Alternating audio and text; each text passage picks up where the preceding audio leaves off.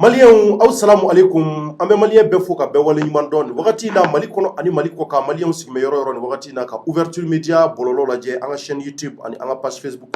an bɛ jamanadenw fo ka wale ɲuman dɔn nin wagati na Mali kɔnɔ ani Mali kɔ kan ka ta Kayi fo Kidal jamanadenw bɛ k'an lajɛ Mali seleke naani bɛɛ la an bɛ foli lase aw ma aw minnu sigin bɛ nazara jamanaw fana na k'an lajɛ arabu jamanaw fo ka taa bila Afrique jamana wɛrɛw an ka foli bɛ se aw bɛɛ kelen kelenna ma an b'a fɔ aw ye Ala ka tunga diya aw bɛɛ kelen kelenna na ni wagati n'a ka jɛmukan mandi daminɛna ni o ye Thierno Decrypte ye an ɲɛmɛ ka o de sigi aw ye diɲɛ don o don ouverture media sanfɛ yan kunnafoni minnu b'aw ka jamana kɔnɔ k'a ta ntɛnɛn na fo ka taa bila juma la an da bɛ se u bakurubaw ma ka se ka walawala todunkan na maliyɛnw an b'a fɔ aw bisimila nin waati in na an bɛ tarata dunya la utukalo o tile 10 o ye bi ye san 2021 an bɛ o la bi an b'a fɔ hali bi kalo in Ala ka hɛrɛ ko ɲuman di aw ni ne kelen kelenna ma maliyɛnw nin waati in na sujet minnu b'an bolo an ka bala kɔnɔ bi n'an damina maga o bakuruba belebelebaw la ka se ka o walawala an ka todunkan na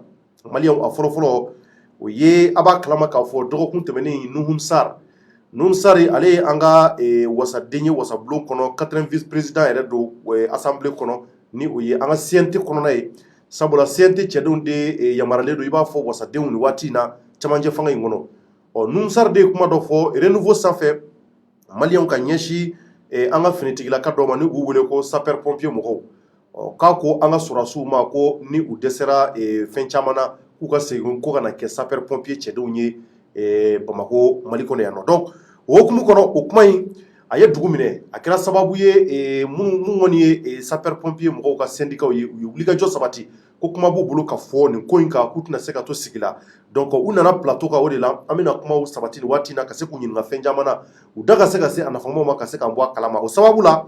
u ka ɲɛmaa damadɔ sera yan minnu u ka jɛkulu minnu b'a wele ko la section syndicale de la protection civile donc olu kɔni sera an fɛ yan k'u bɛna fɛn fɔ jamanadenw ye Nuhum Sar ka kuma mun n'a y'a fɔ kuma b'u bolo ka ɲɛsin a la o fɔlɔ ye lieutenant Bruno Kulibali ale bɛ n bolokɔrɔ yan ani ka fara capitaine Nasire Traoré ale fana bɛ n bolokɔrɔ yan nɔ an bɛna kuma d'u ma ka folikanw bila an da bɛna tila ka se kuma bakurubaw ma lieutenant Bruno somɔgɔw bɛ di ka baasi t'aw la nba folikan jumɛn b'i bolo Thierno n bɛ fɔlɔ ka maliyɛn cɛ ani muso fo denmisɛn ani mabakɔrɔ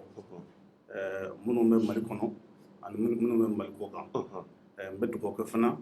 Ala ka Mali basigi amina yarabi Ala ka Mali kɔlɔsuma amin halisa Ala ka cɛ bɛn don maliyɛnw ni ɲɔgɔn cɛ amin merci beaucoup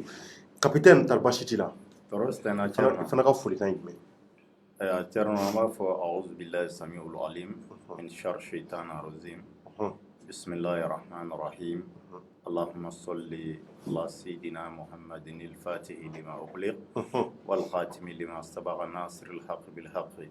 والهادي إلى صراطك المستقيم وعلى آله حق قدره ومقداره العظيم Thierno ka foli kɛ jamanaden cɛman n'a musoman bɛɛ lajɛlen Mali kɔnɔ Mali kɔ kan ka foli kɛ ouverture media a ɲɛmɔgɔw ye mun ye a hakilina sɔrɔ ka na n'a ye jamana kɔnɔ pour que ka se ka jamanadenw la kunnafoni nafamaw na ka foli k'u ye ka tila ka dugawu kɛ Ala ka basigi na Mali kɔnɔna la Ala ka malidenw kanu don ɲɔgɔn na Ala ka fitinɛ dugan ka bɔ Mali kɔnɔna la Ala k'o k'a ka alaya kama Ala kuntigi Muhamadu hɔrɔma Ala ka dugawu minɛ maliyɛnw folikan tɛmɛnen kɔfɛ ka bɔ yen an b'a ɲini aw fɛ a y'a partage kosɛbɛ sujet filanan mun ni o b'an bolo o ye an ka école karamɔgɔw enseignants a b'a kalama k'a fɔ dɔgɔkun daminɛna ni olu ka baarabila ye an y'a ye k'a fɔ ko examen tun kan ka kɛ écoleso damadɔ la donc an ka karamɔgɔw kɔni dara ni ka se ka taa baaraw bila ka taa yira k'a fɔ k'u tɛ baara kɛ fiyewu o ko labanna cogo min na maa caman y'a ye gazi filiw de kɛra la Mali siyɔrɔ caman na Sevare ni o ye Mopti mara ye fo ka se Bamako yɛrɛ ma yan mankan caman bɔra la an ka kunnafoni labanw bolila k'a fɔ ko enseignant caman minɛna enseignants caman bɛ minnu arrêtera k'u interpeller an ka finitigilakaw fɛ donc o ko bɛ sen kan donc an bɛna débat sigi a kan Mamadu Jefaga ale bɛ kɔɲɛɲiniw na nin waati in na a bɛna se plateau kan an da bɛna s'a ma ka kuma Amara Bacili a b'a kalama k'a fɔ ale ye maa mun fana bɛ yen ko activiste dɔ réseaux sociaux kan n'i ye M5RFP kɔni fɔ ka ban a bɛ o la en même temps mun ye shokeli ko kala mayge o kɛrɛfɛ ma fana do donc Amara Bacili fana b'an bolo kɔrɔ yan ale ni Jefaga an da bɛna se ko in ma ka se ka walawala aw ye an b'a ɲini aw fɛ a ka partager kosɛbɛ a ka partager kosɛbɛ sabula nin waati in na ko bɛ dugu kɔnɔ ni kunnafoni gɛlɛman fila ninnu an ye ninnu de sɔrɔ k'u fara ɲɔgɔn kan an bɛna u di aw ma temps réel an bɛ foli lase fɔlɔ an yɛrɛ ka sponsor officiel ma ni o fɔlɔ ye W7 an bɛ W7 minbaw fɔ k'u waleɲuman dɔn ani a feerebagaw olu de ye jɛmukan in jukɔrɔma tonton walasa cɛsiri bɛ se ka don a la cogo min na ka kunnafoni ɲɛnamaw ɲini ka di jamanadenw ma o tɛmɛnen kɔfɛ Yara Wal o ye an ka Mali tajiso ye an bɛ foli lase u ma olu de bɛ na taji ɲɛnamaw ye ka di an ma donc an ka Mali taji don jamana wɛrɛ taji tɛ anw ka Mali yɛrɛ taji Yara Wal ye maliyɛnw an bɛ ka fara ɲɔgɔn kan an ka Yara Wal sankɔrɔta walasa don nataw la o fana bɛ se ka taa taji in ka taa feere nazara jamanaw la anw fana bɛ kunnawolo caman sɔrɔ o la o de ye an ka laɲini ye o tɛmɛnen kɔfɛ savon dima an bɛ o fana fo o fana nana jukɔrɔma tonton jamukan in kɔnɔna na an bɛ foli lase u ma k'u waleɲuman dɔn ale fana ye safunɛ min bɛ k'a ka ɲi adamaden yɛrɛ ma kosɛbɛ wa a da ka di fana donc an bɛ don jamukan kɔnɔ joona an b'a ɲini an kanubagaw fɛ bɛɛ ka partager an ka sapeur pompier cɛdenw kɔni b'an bolo kɔrɔ yan bi a bɛna fɛn caman faamuya a bɛna fɛn caman mɛn kuma minnu bɛ ne yɛrɛ cɔrɔnɔ bolo ka tɛnku la ne fana b'o tɛnku la o tɛmɛnen kɔfɛ an yɛrɛ ɲɛ bɛ na ka barbeur maliyɛnw o ye produit kura ye an ka npogotigini dɔw bɔra yan kunun u bɛ ka doni nin ye ka nin feere an ka jamana kɔnɔ yan nɔ kamalenw caman bɛ k'a san ko ka bonbonsi bɔ i la ni mɔgɔ bɛ bonbonsi caman na ka kɛ i b'a fɔ bɛɛ ladɛ nin ɲɔgɔn na an yɛrɛ ɲɛ t'a la ko la charme d'un homme donc u kɔni nana yan u bɛ ka caman feere a la nin wagati in na u ka nɛgɛjuru sira an hakili la an y'o a bila ouverture média page sanfɛla la donc a bɛ se ka u ka nɛgɛjuru sira wele ni o ye 97 09 24 34 21 o kɔfɛ 78 45 96 31 minnu mago bɛ bonbonsiw la k'i bonbonsi bɔ waati ni damadɔ kɔnɔ nin ye o ye waati dɔ yɛrɛ kɛra la ne yɛrɛ cɔrɔnɔ kuma ko mago bɛ bonbonsi la nka anw kɔni jɛra bonbonsi ko kɔ anw y'an da bɔ a la pewu k'an da nin ma ten donc an yɛrɛ ɲɛ b'a la ka barbeur tulu in ye o de ye a caman bɛ ka san waati in na donc u nana n'a ye k'u ka jamanadenw bɔ a kalama maa minnu mago bɛ bonbonsi la k'i ka barbeur san u ka téléphone numéro an y'a di aw ma walasa a bɛ se k'u wele cogo min na donc an bɛ foli lase an yɛrɛ kanubaw ma diɲɛ fan bɛɛ fɛ olu ye de presse an bɛ presse olu ye fo k'a waleɲuman dɔn a bɛ k'an lajɛ nin waati in na fo Faransi jamana kɔnɔ olu ye Jane an ka foli bɛ bila a ye k'a waleɲuman dɔn fo Faransi an bɛ an kanubaw bɛɛ fo an bɛ Masa Jakite fo États-Unis d'Amérique an ka foli bɛ bila ye ka Tata Sila fo k'a waleɲuman dɔn ale fana bɛ États-Unis Missouri nka nin waati in na a nana lafiyabɔ la Bamakɔ kɔnɔ an b'a fɔ k'a waleɲuman dɔn Tata Sila ni o ye Cheikh Ba Tata ye ani ka fara Jamila Ba kan donc an ka foli bɛ bila a ye nin waati in na ka foli lase an kanubaa bɛɛ ma minnu bɛ k'a lajɛ diɲɛ fan bɛɛ fɛ an bɛ ɲɔnɔkaw fo nin waati in na Boubacar Ba ka denbaya an b'u fo an bɛ foli lase mun ye Musa Ba ye an b'a fɔ k'a waleɲuman dɔn nin waati in na ouverture média fana kanubaa belebeleba don an da tɛna se ka se an kanubaa bɛɛ ma Madame Kumare Gaku Simaga an b'a fɔ k'a waleɲuman dɔn ale de ye Sumatra directrice ba ye nin waati in na a nana ni société dɔ fana ye ko Somadine donc o fana nin waati in na an bɛ foli bila olu de bɛ na ni groupe électrogène baw ye an ka jamana kɔnɔ yan an bɛ foli bila u bɛɛ kelen kelenna ye k'a f'u ye ko jɛmukan daminɛna Ala k'an to ɲɔgɔn ye an n'an kanubagaw maliyɛnw a y'a partager ani sapeur pompier ɲɛmaaw bɛ ɲɔgɔn na yan an bɛna ɲininkaliw daminɛ k'a tarabaso kosɛbɛ n b'a daminɛ lieutenant Bruno Kulibali komi sapeur pompier fini yɛrɛ b'ale yɛrɛ kan na n'i ye u ka fini dɔrɔn f'i ja bɛ tigɛ nka i nisɔn bɛ ja fana parce que ni ko y'i sɔrɔ olu de dafalen bɛ boli ka t'i ta n'i bɛna pont kɔnɔ troisième pont yɛrɛ la anw yɛrɛ taama caman kɛ olu de bɛ taa yen nɔ ka taa maaw ɲini k'u fili ka don ji kɔnɔ ka taa su ɲini ka bɔ n'u ye n'u ɲɛnama don walima n'u ka kɛnɛ u bɛ don tasuma bilenw cɛ la maliyɛnw ni accident fana kɛra Ala k'an kisi ko maa dɔ ni bɛna to a la olu de ni dafalen bɛ boli kosɛbɛ ni ka se ka taa banabaatɔ ta ka taa n'a ye dɔgɔtɔrɔso la a kana faatu joona donc an bɛ sapeur pompier an b'u baarakɛla bɛɛ fo Mali fan bɛɛ fɛ k'a ta fo Kidal u bɛ baara mun na jamanadenw ɲɛ b'a la u ka baara maliyɛnw n'i ma kɛ cɛ gɛlɛn ye n'i ma kɛ muso gɛlɛn i tɛ se ka don a baara la walahi fo dugawu ni barika ka k'i nɔ sinon i tɛ se ka baara sɔrɔ lieutenant an b'a ɲɛsin aw ma a ye wulikajɔ sabati nin waati in na ko sabula Nusar fana ye an ka cɛden ye mun bɛ wasabulon kɔnɔ ni o ye CNT ye a y'a jira k'a fɔ kɔni ko ni sɔrɔdasiw kɔni fɛnna kɔni ko u k'a lajɛ ka taa sapeur pompier aw dusu bɔ kun kɛra mun cɔrɔnɔ n b'i fo n bɛ fɔlɔ ka segin Nusar ka kuma fɔlen kan ka walawala maliyɛn bɛɛ k'a faamu ani bɛɛ tulo b'i la maliyɛn fɛn fɛn bɛ Mali kɔ kan bɛɛ k'a faamu dɔgɔfurankɛ tɛmɛnen Nusar tun bɛ ka émission télévisée dɔ kɛ télé Renouveau FM kan Renouveau kan voilà Renouveau kan a ko Mali kɔnɔ ko sɔrɔdasi ɲɛnamaw bɛ yen sɔrɔdasi minnu bɛ yen nɔ qui sont à la hauteur minnu b'u jɔyɔrɔ fa kosɛbɛ mais par contre ko dɔw fana bɛ yen nɔ jalabaw b'u la mais u t'u jɔyɔrɔ fa la bon ko minnu b'u la n'u tɛ ka se k'u jɔyɔrɔ fa ka ɲɛ k'olu kan ka invité ka t'u bila service la i n'a fɔ sapeur pompier walima société de gardiennage bon kuma in fɔlen ye mankan wuli protection civile la kosɛbɛ parce que Nusa Tchorno Mali kɔnɔ bi pompiers bɛ ka baara min kɛ maliyɛnw ye anw seerew ye an bɛ ka sɛgɛn mun kɛ an bɛ ta ka pɛrɛn ni sanjikɔrɔ wɔsi min na a ma se an yɛrɛ k'an da don o bɛɛ la maliyɛnw ye anw seerew ye mun ye kuma in digi anw na ni maliyɛn dɔ tun ye nin fɔ une tierce personne n'o tun ye nin fɔ an b'a fɔ n ko a m'a faamu de mais est ce que o fana bolo Nusar fana y'a fɔ ka da kuma jugu kan aw bolo Nusar y'a fɔ ka da kuma jugu kan cogo jumɛn Tchorno ne ko ka du dɔ ɲaman fura ka n'o bɔn du dɔ da la est ce que o bɛ ɲɛ wa n'a kun ko armée kɔnɔ minnu bɛ yen n'u ma ɲi kɛcogo wɛrɛ ɲini u la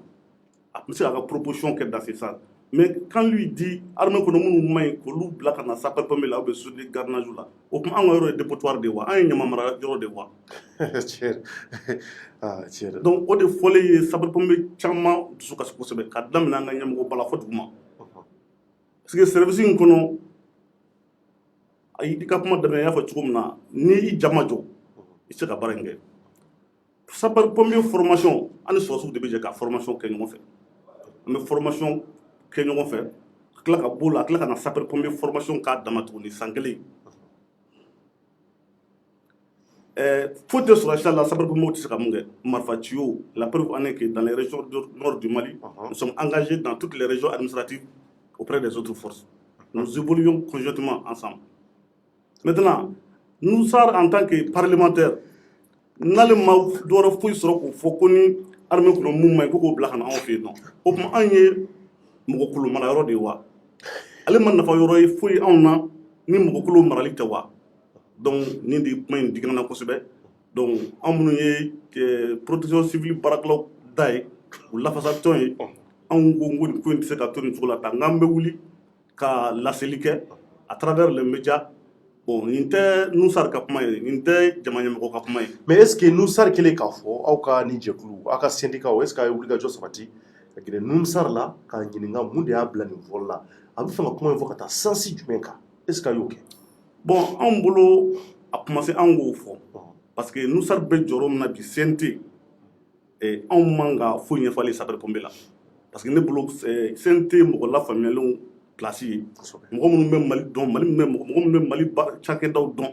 olu de bɛ gafe sɛbɛnw ni sara gafew dilan k'o cari Mali baarakɛdaw la maintenant ale de kan ka a ka sapeur pompier dɔn n'ale t'o dɔn f'ale b'o traduire comme un dépotoir c'est dommage et puis ça nous met hors de nous-mêmes parce que anw bɛ se ka an tɛ se ka ko ɲuman miiri ko CNT bɛ se k'o kɛ k'o ɲɛsin anw ma parce que ni CNT mɔgɔ bɛɛ kelen-kelen dakɔnɔ kuma kɛra ŋaniya kɛra ale Nusar dacogo la vraiment an pompiers anw jigi misɛnyara fɔlɔ an jigi misɛnyara sabula aw bolo aw ka baara u y'a kɛ ɲamabɔyɔrɔ de u y'anw kɛ mɔgɔkolo marayɔrɔ de ye kɔɔri tɔw la ni mun tiɲɛna ka don d'anw ma bon olu bɛna mun de ɲuman dilan k'u b'o di anw ma ni hakilina sugu de tun y'a to depuis CNT sigi kuma na kuma cayara dɔw ko a ka ɲi dɔw ko a man ɲi a kɛ tan o fɔ kun ye nin n'a ɲɔgɔnna mɔgɔ sugu de ka kuma ye d'accord o faamuyara merci beaucoup lieutenant min ɲɛsi capitaine ma capitaine hakili la e ka jala bɛ lieutenant tɛ ɲɛ dɔɔni ou bien kosɛbɛ de don dɔɔnin don a dɔɔnin dɔrɔn ok d'accord donc maintenant an bɔra ka lieutenant Bruno ka kɔrɔfɔ lamɛn maliyɛnw bɛɛ de tulo b'a la ko sabula ko Nusar ko ni sɔrɔdasiw dɛsɛra kɛlɛ la ko u ta ka n'u bila sɔrɔdasi tiɲɛniw minnu ma se k'u jɔyɔrɔ fa sont pas à la hauteur ko k'olu ta ka n'olu bila a ko k'olu ta ko ka n'olu bila sapeur pompier la bon n'i ye kuma in ta k'a lajɛ kuma in kɛra polémique yɛrɛ Bamakɔ kɔnɔ mais caman ko est ce que Nusar tɛ k'a fɔ ka da cogoya wɛrɛ de kan qu'est ce k'a bɛ k'a fɔ ka da ka lagosi lase sapeur pompier mɔgɔw ma an y'a ye caman fana ka kuma bolila o kan mais tari est ce que n'i ma gɛrɛ Nusar yala ka kuma in sensé ɲini k'a dɔn i kan ka kuma ɲɛsin a ma wa bon Tchorno hakiliman bɛɛ bɛ kulu kuncɛmala dɔn kɛnɛjɛ ye ni bamanankan ye i y'o faamuya ni bamanankan in ŋɔmɛ Bruno y'a fɔ a ka kuma na kuma dɔ bɛnnen bɛ mɔgɔ dɔ la ni mɔgɔ dɔ ye n b'i hakili jigin Tchorno furuba zana dɔ ye mankan wuli Mali kɔnɔ wagati dɔ la n tɛ mɔgɔ tɔgɔ fɔ ko bɛɛ b'i ba bolo a kɛra mankan ye mais pourtant furuba zana don mais munna a kɛra mankan ye parce que mɔgɔ min y'a fɔ o de tun man kan k'a fɔ ko kuma mun y'i ɲa i fɔcogo kuma mun y'i tiɲɛ i fɔcogo Bruno y'a fɔ Nusar bɛ jɔyɔrɔ min na Mali kɔnɔ bi anw ɲini b'a a jate k'a fɔ Nusar ka kan protection civile fana bɛ ka effort min furu ni Mali kɔnɔ bi depuis Nusar mana CNT la depuis a bɛ mouvement M5 kɔnɔ hakili la ni Thierno ni mɔgɔw ye u kɔfilɛ dɔɔnin dɔrɔn u bɛ ko caman ye M5 ka mouvement fosi ma kɛ ko sapeur pompier m'u jɔyɔrɔ fa min na mais o tɛ M5 yɛrɛ kelen ye parce que anw tɛ wolomali kɛ jamanadenw ni ɲɔgɔn cɛ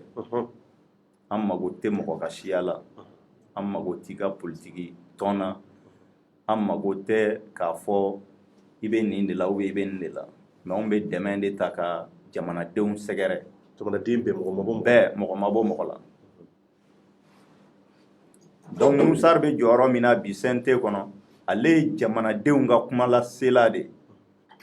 ale ye jamanadenw jigi sigiyɔrɔ de protection civile éléments fana bɛ o jamanadenw na bien que an bɛ ka baara kɛ jamanadenw ye mais anw yɛrɛ fana ye jamanaden anw jigi sigiyɔrɔ de y'ale ni a fɔra ko bi ko Nusar tɛ protection civile texte dɔn Nusar t'a kalama k'a fɔ ko statut dɔ de bɛ protection civile fonctionnaire u gérer a t'a dɔn k'a fɔ ko protection civile kɔnɔ ko code d'éthique et de déontologie bɛ yen n'a logo ko ni min tiɲɛna fan wɛrɛ fɛ ko k'o ta ka na a bila protection civile kɔnɔ donc ce serait en violation des codes d'éthique et de déontologie o de la kuma in bɛnnen tɛ ale da kuma in bɛnnen tɛ ale da o ye fɔlɔfɔlɔ ye a filanan Mali bɛ yɔrɔ min na bi Mali mago bɛ a ka finitigiw kalali de la u ka don da kelen fɛ ka bɔ da kelen fɛ pour que gɛlɛya min bɛ jamana kɔnɔ lakanabaliya min bɛ jamana kɔnɔ kasara min bɛ jamana kɔnɔ olu bɛ se ka ladon cogo min na ka na ni basigi ni hakilisigi ye jamanadenw kan donc o wagati kelen na n'i ye nin kuma sugu fɔ karisalakaw de ka fisa ni karisalakaw ye donc i bɛ farafarali don jamanadenw ni ɲɔgɔn cɛ finitigilaka bɛɛ bɛ fa la o bɛɛ bɛ ba la an ka baaraw de tɛ kelen ye an ka baaraw tagabolow tɛ kelen ye mais n'i y'a ta an bɛɛ bɛ ka baara kɛ pour que ka basigi de na jamana kɔnɔ pour que ka jamana kolosuma ka jamanadenw bɛɛ don da kelen fɛ k'u bɛɛ bɔ da kelen fɛ finitigilaka bɛɛ ka baara hakilina ye o de donc ale man kan ka a fɔ k'a bɛ farafarali kɛ an ni ɲɔgɔn cɛ donc aw bolo a ye farafarali a ye farafarali de kɛ d'accord mais est ce que aw ka aw yɛrɛ kun bolo c'était la peine aw ka wulikajɔw k'a la fo ka kumaw la s'a la bon bamananw ko tɛ cɛ kɔnɔba dimi mais n'i y'a gosi a naga la a bɛ digi a la an ka wulikajɔ kun ye mun ye ka diɲɛ mɔgɔ ladɔnniya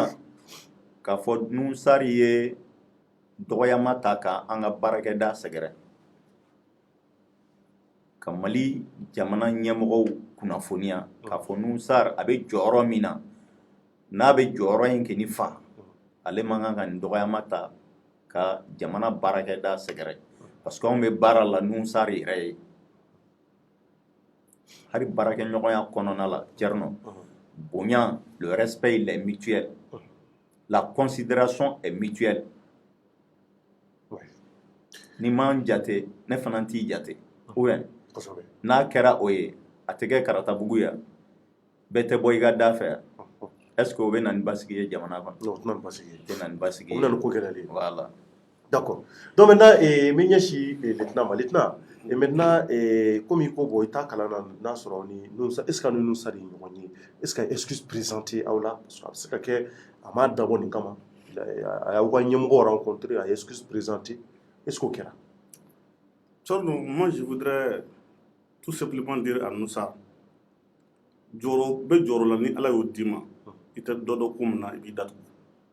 ite dodo kumna ibi datu ite fendo kumna ibi de olukan Noussa re kuma fo abora radio so do radio Dakar kabe yafa deli mais ma yafa deli il a enfoncé le couteau dans la plaie. Voilà. Il a enfoncé le couteau dans la plaie. Oui, quand le code, quand le point fondé, comme il faut premier outil à quelqu'un là, donc on est sur la scène tu sais que quelqu'un gagne, ou on se garde au revoir pour ça peut répondre là. On dit à quelqu'un là, sur la scène même menaka ou bemounay. Nous be tomoktu bemounay, nous be gao bemounay. Il y a pas de région administrative au Mali aujourd'hui où la protection civile n'est pas engagée.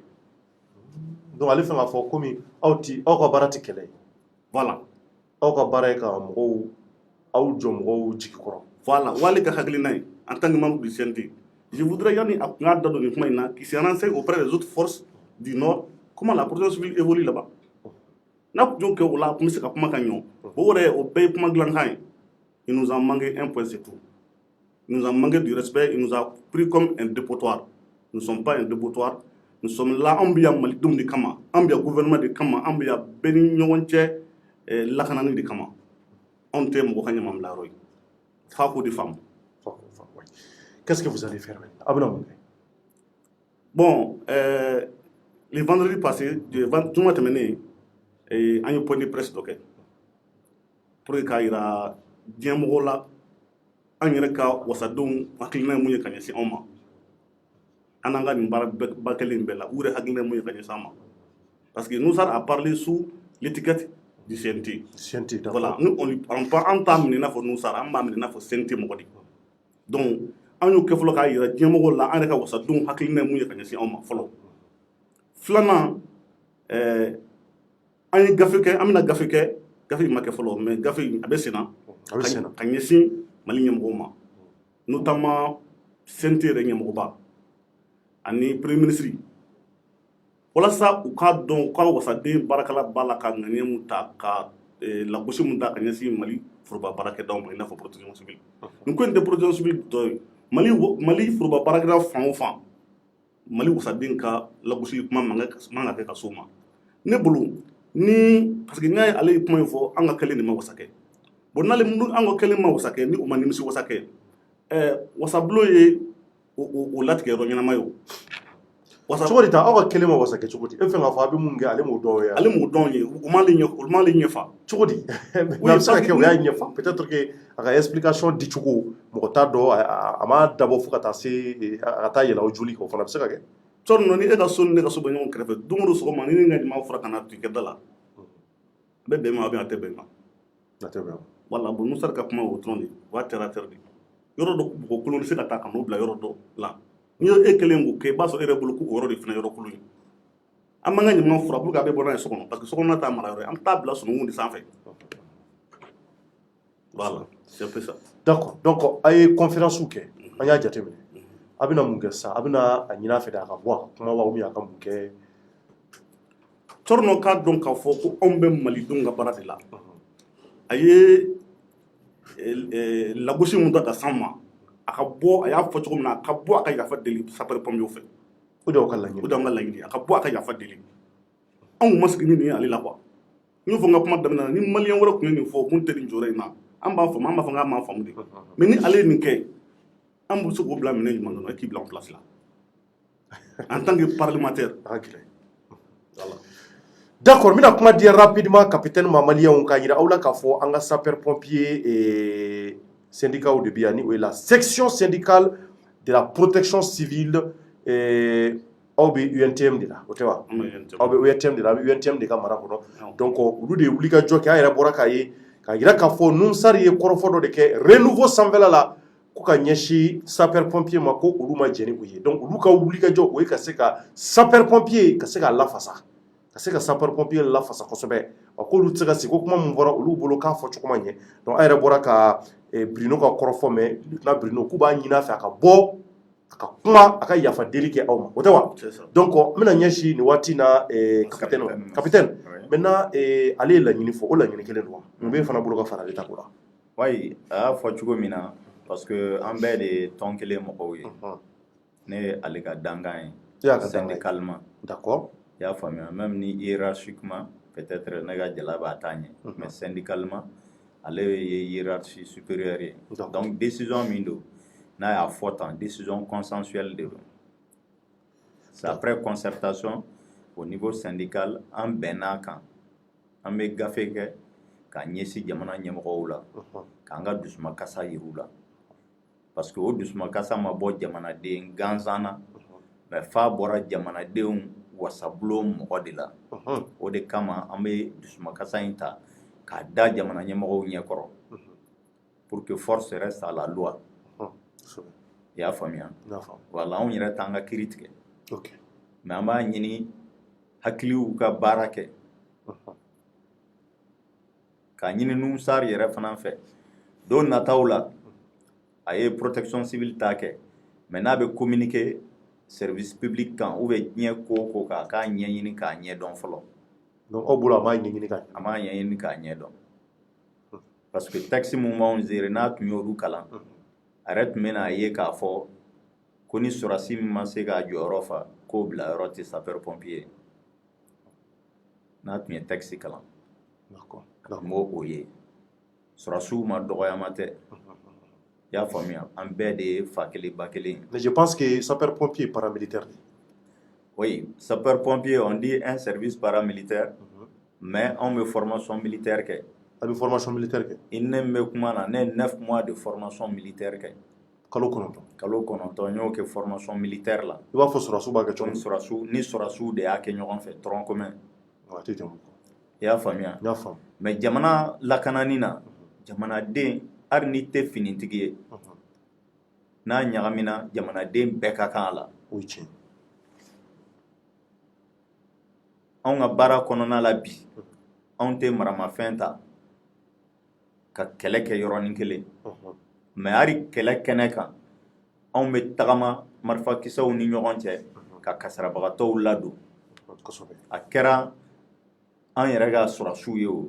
a kɛra u ni mɔgɔ minnu bɛ ɲɔgɔn na ye o anw bɛ taama u ni ɲɔgɔn cɛ pour que ka hadamadenw kisi d'accord anw bɛ kɛlɛ kɛ anw bɛ fɛnw kɛlɛ mun fana barika ka bon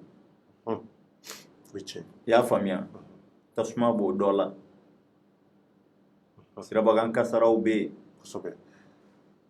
d'accord o kɔni ma se fɔli yɛrɛ ka walankataliw bɛ yen mais bɛɛ ɲɛ b'o la bɛɛ ɲɛ bɛ sapeur pompier ka cɛsiri la d'accord donc o de la Bruno y'a fɔ ko ni k'a sɔrɔ an bɛ k'o waleya mun kɛ ni NUMSAR bolo o de tɛ ale ɲɛfa o de kama ale yɛrɛ bolo sapeur pompier tɛ baara la donc ni mɔgɔ mun dɛsɛra baara la fan wɛrɛ fɛ n'ale bɛ n'olu ta ka n'u bila sapeur pompier la kuma bɛ yen de nɔfɛ ok capitaine i ka kɔrɔfɔ laban ye jumɛn ye nin ko in na bon ne ka kɔrɔfɔ laban ye min ye ne b'a fɔ jamanadenw ɲɛna an k'a bila an kun na k'a daminɛ jamanaden fɔlɔ la fo laban bɛɛ k'a bila i kun na k'a fɔ jamana bɛ ne de kamakun kan n'o kɛra an bɛ se jamana donni kɔrɔ lagosi tɛ fosi ɲɛ jamana jɔ la jɔmɔgɔla o ye kara ye i y'a faamuya an ka baara kɛ k'a da ɲɔgɔn da fɛ ni baara kɛra bɛɛ y'i ka rôle jouer jamana bɛ yiriwa basigi bɛ na jamana kɔnɔna la a ɲini bɛ se ka kɛ mais peut-être ne t'a kalama mais depuis ne donna sapeur pompier la fo ka se bi ma ne m'a mɛn ko kasara kɛra Mali kɔnɔ ko sapeurs taara ka kasara min tɔ to d'accord tiɲɛ yɛrɛ la i y'a faamuya ok donc n'o ma kɛ anw bolo anw bɛ k'an jeniyɔrɔ fin o ye tiɲɛ donc ni bɛɛ y'i jeniyɔrɔ fin jamana basigi bɛ n'a kɔnɔ basigi bɛ na hakilisigi bɛ n'a kɔnɔ donc jamana yɛrɛ bɛ diya a bɛ diya vraiment n bɛ kuma kun cɛ ni duwawu de ye ala ka mali kolo suma amina yarabi ala ka malidenw kɛ ɲɔgɔn fɛ ami ami ami ala k'an bɛɛ hami kɛ faso maliba ye amina yarabi donc n'o kɛra jamana bɛ taa ɲɛ o ye tiɲɛ ala ka duwawu minɛ Voilà. merci beaucoup le capitaine Nasire Traoré an b'i fɔ k'i waleɲuman dɔn ka sapeur pompier cɛdenw kelen-kelenna bɛɛ fo i fana ka kɔrɔfɔ laban ye jumɛn ye lieutenant Brino Kulibali ne ka kɔrɔfɔ laban ye mun ye moi j'interpelle tous les hommes politiques du Mali i bɛ politiki maa bɛɛ wele yan n b'u bɛɛ wele k'a f'u ye Mali sapeur pompier bɛɛ malidenw de ka baara la politique mɔgɔ ninnu fana ye malidenw de ye kosɛbɛ ni anw ka kelen ma u ɲɛfa u ka fɛɛrɛ kɛ u ka baarakɛminɛ ɲumanw ɲini ka di sapeur pompier ma walasa halisa an bɛ yɔrɔ min na an ka se ka tɛmɛ yen kan kosɛbɛ u ka fisa ni u k'u sigi ka an lagosi i se ka mɔgɔ bila baara la ka tila k'a tigi lagosi tuguni o ye tiɲɛ donc n ka kuma laban na n bɛ Mali ɲɛmɔgɔw fo ka sapeur pompier ɲɛmɔgɔw fo ka n ka section den bɛɛ lajɛlen fo kosɛbɛ merci beaucoup lieutenant Brino Kulibali Maliyaw a bɔra ka sapeur pompier cɛdenw ka kɔrɔfɔ mɛ ni de kɛra dɔgɔkun kɔnɔ ko Numsar an yɛrɛ y'a ye Numsar ale ye an ka wasaden ni o CNT o membre dɔ don donc et puis 4e vice président yɛrɛ don n'i ma fili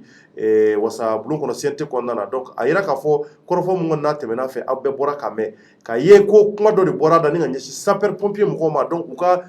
section syndicale de filɛ ka wuli k'u jɔ ni ka se ka na kuma fɔ jamanadenw bɛ se k'a mɛn cogo min na k'olu ka yɔrɔ tɛ ɲamanbɔyɔrɔ ye bɛɛ b'a kalama k'a fɔ sapeur pompier bɛ baara mun na jamana kɔnɔ yan nɔ u bɛ ni mɔgɔ ye accident kɛ olu de bɛ banabaatɔ ta ka taa n'a ye dɔgɔtɔrɔso la ni mɔgɔw bɛra ji la olu de bɛ mɔgɔw sauver ko o ko mana kɛ jamana kɔnɔ sapeur pompier de bɛ ye a ɲɛmɔgɔya la wa i b'a ye k'a fɔ su ni tile u b'u ɲɛna n'i ye Bamakɔ yɛrɛ ta k'a lajɛ mun ye falajɛyanfɛnw ye Tour de l'Afrique fo ka taa bila dugu kɔnɔw la i b'a ye sapeur pompier ka mobili jɔlen don su ni tile u labɛnnen don ko bɛ kɛ dɔrɔn u dafalen bɛ na donc an bɛ sapeur pompier cɛ dɔ fo k'u waleɲuman dɔn nin waati in na k'a fɔ u ko k'u b'a ɲini Numsar fɛ k'a ka bɔ ko ka yafa deli fɛ k'u mago b'o de la an b'o de fɔ d'accord donc ni ko mun bɔra ko tɔ la inchallah an da bɛna se o ma k'o walawala an b'a ɲini aw fɛ hali bi a ye to nin kan an bɛna na nin waati in na Mamadu Jɛfaga ani ka bila Amara Bacili an da bɛna se école karamɔgɔw ka baara bila ma maliyɛnw gazi ci de kɛra école karamɔgɔ mun minɛna k'a ta kunun na ka bila bi la maliyɛnw a da tɛ se ka fɔ u ka ca kosɛbɛ u ye maa caman minɛ k'u datugu ko k'a sababu kɛ fɛn caman ye article 39 o kuma de bɛ sen kan école karamɔgɔw kɔni ye baara bila maliyɛnw polisiw ye gazi ci an ka karamɔgɔw la ko kɔni ma nɔgɔya fiyewu nka an da bɛna s'a ma ka walawala avec Amara Bacili et Mamadou Jɛfaga dans quelques instants. A banna pewu pewu awɔ aw ka dusukasi tajiko la bolimafɛnko ta fan o fan o kɔni wa o banna pewu pewu yarawali nana ka maliyɛn bɛɛ lajɛlen lafiya esansi ɲuman gazuwali ɲuman tulu ni bolimafɛn minɛn ɲuman bɛɛ lajɛlen sɔrɔ yɔrɔ yarawali de don yarawali la aw ka bolimafɛnw bɛ ko k'a jɛ k'a lahalaya bɛ jateminɛ k'a di masawura la i ta ɲɔgɔn fila ye o kɔfɛ a ma se k'i yɛrɛ sɛgɛn yarawali la i bɛ se k'i ka fɛnmisɛnnin santaw bɛɛ lajɛlen sɔrɔ wa sɔngɔ damatɛmɛ diya yarawali k'i dɛmɛ i ka taamaw la k'i nisɔndiya ka segin so.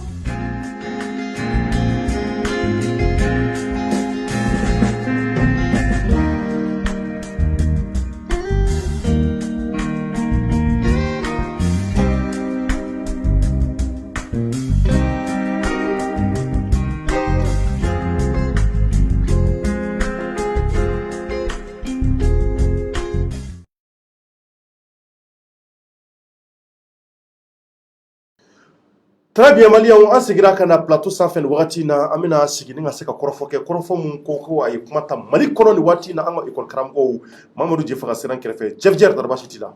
baasi foyi tɛ n na alhamdulilah folikan jumɛn b'i bolo n bɛ an lamɛnbaga bɛɛ lajɛlen fo mɔgɔ mɔgɔ bɛ k'an lamɛn nin wagati in na Mali kɔnɔ Mali kɔ kan n ka foli b'a bɛɛ lajɛlen ye n kɔrɔ Amara bɛ yan n ka foli b'a ye kosɛbɛ. Voilà. Merci beaucoup Amara Baci bɛ an kɛrɛfɛ yan Amara Baci ani ka fara ne yɛrɛ ka premier ministre ka hakilina nɔgɔya bi dɛ yɔrɔ Jɛfjɛr tɛ dɛ a bɛ nɔgɔya a bɛ nɔgɔya haya an bɛ ɲɔgɔn na sa Amara Baci dara baasi tɛ yen folikan jumɛn b'i yɛrɛ bolo. Bon n bɛ ouverture média baarakɛlaw bɛɛ fo n b'i fɔ n bɛ n balimakɛ Jɛfaga yɛrɛ fo n ka foli bɛ ka se maliyɛnw bɛɛ ma particulièrement M5 mɔgɔw bɛɛ M5 RFP M5 RFP mɔgɔw bɛɛ n ka foli bɛ ka se a bɛɛ ma. Merci beaucoup Amara an b'i fo k'i waleɲuman dɔn donc maliyɛnw an da bɛna don baro kɔnɔ nin waati in na Mamadu Jɛfaga bɛ kɛrɛfɛ an ka école karamɔgɔ a yɛrɛ bɔra k'a ye gazi ci kɔni o kɛra kunun Mali yɔrɔ caman na Bamako b'a la fo ka taa bila Sevare la an y'a ye k'a fɔ an ka école karamɔgɔw kun dusu kun bɔ mais mun ye article 39 ko kunnafoniw ye o ko de tun bɛ sen kan donc a kɛra tarabasoli da ye nin waati in na Mali yɛrɛ kɔnɔna na donc an nana ye k'a fɔ ko caman nana bɔ a la Jɛfjɛr ka basi tɛ donc maintenant i da bɛ se ka se a nafamaw ma an y'a ye école karamɔgɔw kun dusu bɔlen don kosɛbɛ même Fili Dabo yɛrɛ da la kunun sɔgɔmada fɛ an y'a ye k'a fɔ u taara école daminɛ an y'a mɛn ko examen dɔw tun bɛ sen kan ni o ye BTD ye donc i bɛ mun kalama ko la rapidement. Ouais, Thierno, effectivement, il y a photo comme na kunu bela jelen ka foko maître ye u bora parce que il faut reconnaître que yani kunu ngase maître ku ye u ka préavis de grève bla ka foko beta grève la donc au konona la nya ye ministre bora ka communiquer do ke ka ira ka foko kunu no lundi ko munye BT1 ni BTD ka be walia o dum benani maître ka grève dan ka foko ba damne wakati mina o a benani o wakati de donc o de y'a to kunu u ye wulikajɔ sabati ka bɔ fan bɛɛ lajɛlen surtout Sikaso yɛrɛ an y'a ye u ye désobéissance civile M5RP Amara yɛrɛ bɛ yan M5RP mɔgɔw ye désobéissance civile min ni a b'an ka constitution kɔnɔ n'a kun ma deli ka waleya an ka jamana kɔnɔ M5 y'a kɛ olu fana y'o mun ye o fana ye wulikajɔ sabati k'a ɲɔgɔnna waleya donc Bamako kɔnɔna la yɔrɔ dɔw la i n'a fɔ commune 1 u bɔra o yɔrɔ fana la degun dɔw kɛra yɔrɔ dɔw la yɔrɔ dɔw fana la degun ma kɛ a kun kɛra article 39 voilà bɛ article 39 ko de comme u y'a laɲini de k'a fɔ ko article 39 in ko il faut k'a ka appliquer i b'a kalama Thierno vraiment mun kɛra kunun a ma diya anw si ye a ma diya anw ye a ma diya jamanadenw ye quoi parce que n'i y'a ta k'a lajɛ jamana in bɛ situation mun na ne bolo solution kan ka sɔrɔ ka sɔrɔ a ma se ni nin bɛɛ ye quoi nin ko in na ne tɛ jigin maître dɔrɔn na c'est-à-dire que ne bɛ jigin maître la mais maître dɔrɔn tɛ fana n bɛ jigin an marabagaw fana la u fila bɛɛ Thierno ne bɛ jigin u bɛɛ de la maître bɛ ka mun kɛ k'a fɔ ko u bɛ laɲiniw sabati walasa u ka condition de vie bɛ se ka améliorer cogo min na u ka droit de don u ka hakɛ de don parce que u fana ye jamanaden dɔ de ye fonctionnaire de don u bɛ kalan c'est-à-dire u bɛ mɔgɔw de kalan dɔnniya la donc n'u y'a ye k'a fɔ ko u bɛ condition mun na k'a man ɲi ko u b'a laɲini dɔ ka u ka condition ka ɲɛ o y'u ka droit de mɔgɔ si se k'u bali o la mais sauf que ne bɛ jigin u la yɔrɔ min na il faut que maître k'a dɔn k'a fɔ ko olu bɛ ka nin min waleya quoi a tɛ kɛ jamana dɔrɔn na mais victime fɔlɔ o ye écoledenw de mais n'u m'a kɛ est-ce que u ka hakɛ bɛ ɲɛnabɔ a cɛ oui mais Thierno n bɛna ni kuma de o c'est-à-dire que u ka kɛ n'o de fɔ n k'u ka wulikajɔ sabati k'a fɔ ko fo olu ka condition k'a ka améliorer u ka condition de vie ka améliorer u ka droit de don n sɔnn'a ma u ka droit de don mais sauf que wagati dɔw fana bɛ yen il faut que u ka jamanadenw fana denmisɛnninw surtout u k'olu ka fana ka degun ta k'a bila u ɲɛkɔrɔ pour que an bɛ se ka tɛmɛ nin yɔrɔ la cogo min na olu ye nin mun kɛ sisan c'est pas comme si jamana dɔrɔn a tɔɔrɔ bɛ se jamana dɔrɔn ma mais a tɔɔrɔ bɛ se jamanadenw denmisɛnninw de ma minnu yɛrɛ écoledenw a tɔɔrɔ bɛ se olu de ma ka tɛmɛ bɛɛ lajɛlen kan article 39 in filɛ nin ye a kuma daminɛra bila côté o a ko bɛ senna kabini 2016 wagati min na Bube nana degun yera la mais pour Bube ka wagati la o y'a sɔrɔ élection surunyara 2018 pour que IBK bɛ se ka tɛmɛ cogo min na Bube y'a essayé ka ko dɔ namu c'est-à-dire que u ni maître sera ka bɛn fɛn dɔ la donc a mankan dara élection kɛra IBK tɛmɛna mais Bube tagalen kɔfɛ maître ye wulikajɔ sabati tuguni ko fo article 39 in ka appliquer à l'époque Bubu de tun ye premier ministre ye Bubu y'a yiru la k'a fɔ ko a tɛ se ka waleya ko parce que ko jamana tɛ se a kɔrɔ a tɛ se ka waleya cogo si la n bɛ se k'a fɔ ko a wagati yɛrɛ Bubu yɛrɛ de kɛra mangoni ye maître yɛrɛ ko Bubu tɛ mɔgɔ si contre la n'olu tɛ donc article 39 in degun bonyana kosɛbɛ maintenant ne bɛ c'est à dire que dɔ bɛ ɲa la dɔ bɛ ɲa cɛlakaw la quoi Thierno ne bɛ jigin an ka marabagaw la min na minnu b'an kunna ne bɛ jigin u la mun na kunun minnu bɔra ka maître ninnu dɛmɛ article 39 kɛlɛli la waati min na a tun bɛ ka fɔ ko a tɛ se ka waleya Ala y'a kɛ bi olu yɛrɛ de bɛ affaire la donc olu de bɛ affaire la bi aw de y'a fɔ maître ye kunun k'a fɔ ko aw bɛ ka mun laɲini k'a bɛ se ka sabati i b'a fɔ jɔnni i n'a fɔ Choguel i n'a fɔ même l'actuel ministre même de l'éducation Madame Sidibé ale yɛrɛ marchera u nɔfɛ a photo bɛ bɔlɔlɔsiraw kan mɔgɔw bɛ se k'a ye a wagati olu yɛrɛ wagati c'est-à-dire que olu ye bɔra ka tagama maître nɔfɛ k'a yiru la k'a fɔ ko aw ka laɲini aw ka hakɛ mun ye nin ye ko a hakɛ in an b'a appliquer a bɛ se ka waleya Amara yɛrɛ ko k'ale marchera o wagati voilà donc maître y'o kɛ olu bɔra ka tugu mɛtiriw ko k'a fɔ ko aw bɛ ka laɲini mun ɲini ko a bɛ se ka kɛ parce que aw hakɛ de don c'est à dire aw ka hakɛ de don aw ka hakɛ de don maintenant n'a ma ɲɛ k'a fɔ ko aw bɔra ka tugu olu kɔ aw y'a a wagati aw ye c'est à dire maa minnu tun bɛ fanga la olu y'a yira k'a fɔ a tɛ se ka waleya aw y'a yira k'a fɔ a bɛ se ka waleya mais ko par manque de volonté ninnu t'a fɛ k'a kɛ de ko an bɛ tugu aw nɔfɛ walasa aw ka laɲini mun na n'o de ye article 39 ka se ka appliquer ko a bɛ appliquer ala nana n'a ka n'a ye M5 kelen wulila M5 kelen wulilen mɛtiriw yɛrɛ taara fara M5 kan k'a sababuya kɛ M5 mɔgɔw tun bɛ ka message mun lancer M5 mɔgɔw yɛrɛ tun bɛ k'a fɔ u ka kɛnɛw kan k'a fɔ ko kalan tɛ ka kɛ denmisɛnninw tɛ ka taga kalan na k'a sababuya kɛ article 39 in a ma se ka waleya donc o message minnu tun bɛ ka tɛmɛ mɛtiriw c'est à dire que mɛtiriw farala u kan parce que olu yɛrɛ bolo ni M5 dɔrɔn de bɛ se ka fura sɔrɔ tɔɔrɔ n bɛna ni kuma de ye c'est à dire que le M5 à l'époque là ils se sont servis c'est à dire que u y'o o article 39 min filɛ nin ye u y'a fara u ka armes de kan u ka armes politiques u y'a fara o de kan c'est à dire que u tun bɛ kuma article 39 kan ka tila k'a jira k'a fɔ ko mauvaise gouvernance de tun bɛ yen u ye fɛn caman fɔ donc à l'époque mɛtiriw tugura ko jusqu'à ce que i bɛ ka yɛrɛ pour que ka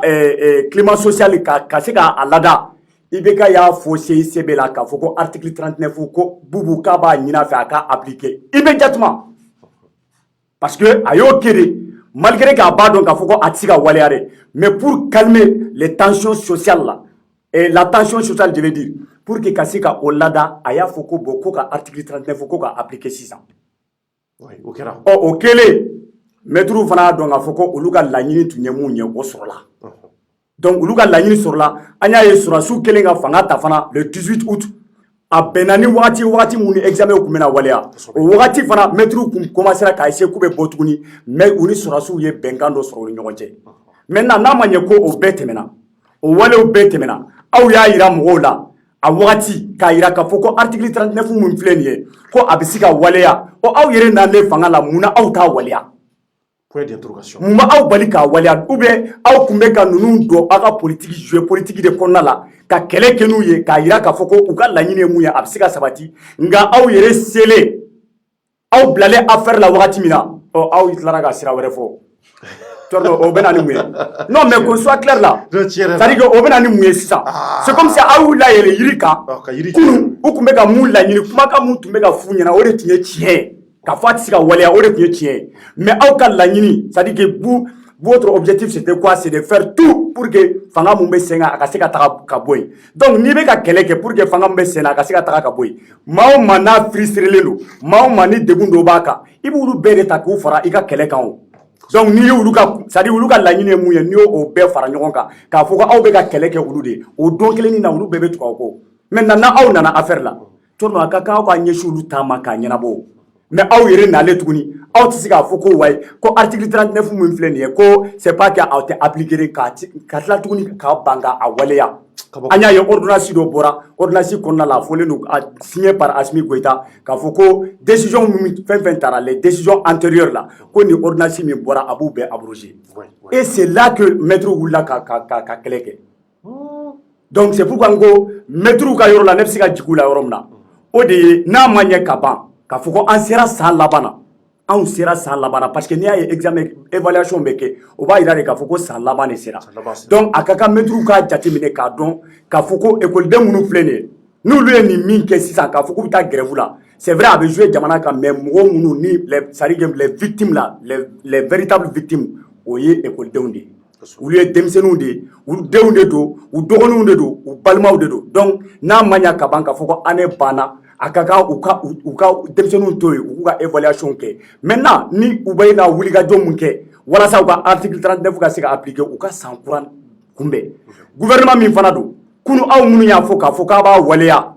k'a fɔ k'a bɛ se ka waleya bi aw yɛrɛ nana aw ma se ka waleya a ka kan aw fana k'a lajɛ aw n'u cɛ n'a tɛ se ka waleya aw ka tiɲɛ yɛrɛ f'u ye k'a fɔ ko bon a tɛ se ka waleya mais an bɛ se ka solution wɛrɛ sɔrɔ a la pour que c'est-à-dire degun min b'an kan nin waati in na a ka se ka bɔ an kan voilà. D'accord. Donc Jeff Jerro kuma ɲina marabolo ɲama me ɲɛsi ma parce que ka kuma bɛ fanga yɛrɛ k'a fɔ de maa minnu ko k'u bɛ se k'a ɲɛnabɔ olu de bɛ fanga la bi u ma se ka fura sɔrɔ mais olu yɛrɛ de bɛ yen o i b'a fɔ Choguel oui i b'a fɔ madame Sidibé yɛrɛ madame Sidibé oui kabako don dɛ voilà an kɔni bɛ k'u layɛ sa o Amara tari ko in bi cogo jumɛn tari est ce que faama minnu b'an kunna nin waati in na shogel ninnu est ce que u bɛna se ka article 39 ɲɛnabɔ wa école karamɔgɔw ko k'u tulo mɛn na kuma dumanw mɛn na sa nka fura ma sɔn a la bɔ o de kɔni y'u bila nin ko in na kunun i yɛrɛ y'a fɔ cogo min na k'a kɛ cogo ma ɲɛ fo gaziw cira ka maa caman minɛ mun b'i bolo a ko la. bon yɔrɔ dɔ bɛ yen jɛ faga yɛrɛ k'u kalama déjà n'ale tilala ka question posé la fɛnɛ dabali ban cogo di. o ye jumɛn ye. a yirala u la k'a fɔ ko fɛn in tɛ se ka article 39 a tɛ se ka lawaleya sisan o yiral'u la o fɔr'u ye kɛnɛ jɛlen kan jɛ faga ye yɔrɔ dɔ fɔ a ko victime ye ekɔlidenw ye victime tɛ ekɔlidenw dɔrɔn ye dɛ enseignant dɔw fana ye victime ye. oui mais ekɔlidenw ta ka jugu. article 39 ko in politique de b'a sen kɔrɔ kosɛbɛ. politique. maîtres nana kɛ fɛn dɔw ye mɔgɔ minnu tɛ suguya kelen ye comme n'an ko maîtres sisan minnu y'an kalan fa filan olu ko tɛ a jeune na mɔgɔ disciplinelen b'u la mɔgɔ marabaliw b'u la olu caman bɛ nɛni kɛ réseaux sociaux sanfɛ. article 39 ko in politique ko b'a duguma kosɛbɛ politique mɔgɔ dɔw b'a ko kɔfɛ o yɛrɛ ka bɔ a la. politique maa i b'a fɔ joli. bon politique mɔgɔ kelen tɛ o ka ca. mɔgɔ ma kelen o ka bɔ a la n bɛna la i bɛ dɔn ni bɛɛ ye i b'a dɔn tɔgɔ fɔ o ka nɔgɔn ma ni fɛn bɛɛ ye. ok. UNTM ani école ɲɛmɔgɔw sama-samali dɔw b'u ni ɲɔgɔn cɛ mɔgɔw da tɛ ka se min ma parce que u tun bɛ UNTM na u bɔra yen u nana synergie créer bon mɔgɔ tɛ se k'a fɔ UNTM mɔgɔw jɛlen mɔgɔ tɛ se k'a fɔ école karamɔgɔ ninnu jɛlen mais yɔrɔ min bɛ fɔ école karamɔgɔ ka yɔrɔ la k'a fɔ k'a jɛya maliyɛnw bɛɛ k'a dɔn ils ont dit qu'ils devraient gréver y'u ka droit ye mais minnu kan k'u ka examen kɛ est-ce que olu fana ka droit t'u ka examen kɛli ye. Moi, je suis contre les violences. Je suis contre l'idée aussi d'aller empêcher les gens à faire leurs examens. Tcherno, Mali école de ɲininka bi, u ɲininka bi. Français mot kelen u tɛ se ka sɛbɛn niveau tout la. École karamɔgɔ yɛrɛ tila bɛɛ niveau kelen a tout la. N'i y'a dan ne ma, article 39 in, a ka appliquer sini bɛɛ. mais mun n'a dɛsɛ bɛ ka appliquer. N bɛna le o condition t'a to a bɛ appliquer mais n'i y'a dan ne ma ne bɛ ka n kelen ka hakilina de fɔ. A ka appliquer sini bɛɛ. Sini kɛnɛ n'a appliquera sini dɔrɔn sini kɛnɛ u ka inspection générale kɛ ekɔliso bɛɛ la o mana bɔ yen dɔrɔn u ka test de moralité kɛ ekɔli karamɔgɔ in bɛɛ kun le Niger l'a fait min binna ka bɔ ekɔli karamɔgɔ la ka taa ni kilancɛ ye o dɔrɔn de b'an bɔ quoi mais article 39 nin a tɛ se ka lawaleya min na a tɛ bɛɛ arranger e ko k'u kun tugura M5 kɔ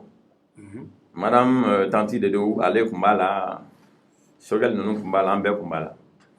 Jefra il faut voir la définition de M5. M5 mɔgɔ tɔɲanɛw mɔgɔ degunenw binganikɛra mɔgɔ minnu kan minnu bɛ jamana taabolo mun diya olu de bɛ fara ɲɔgɔn kan. École maître nana M5 kɔnɔ o ma na faso kɛlɛ la dɛ. Faso kɛlɛ ye mun ye ka maliyɛnw ka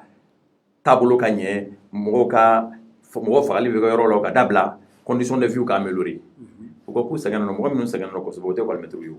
Sɛnɛkɛlaw chômeurs plantons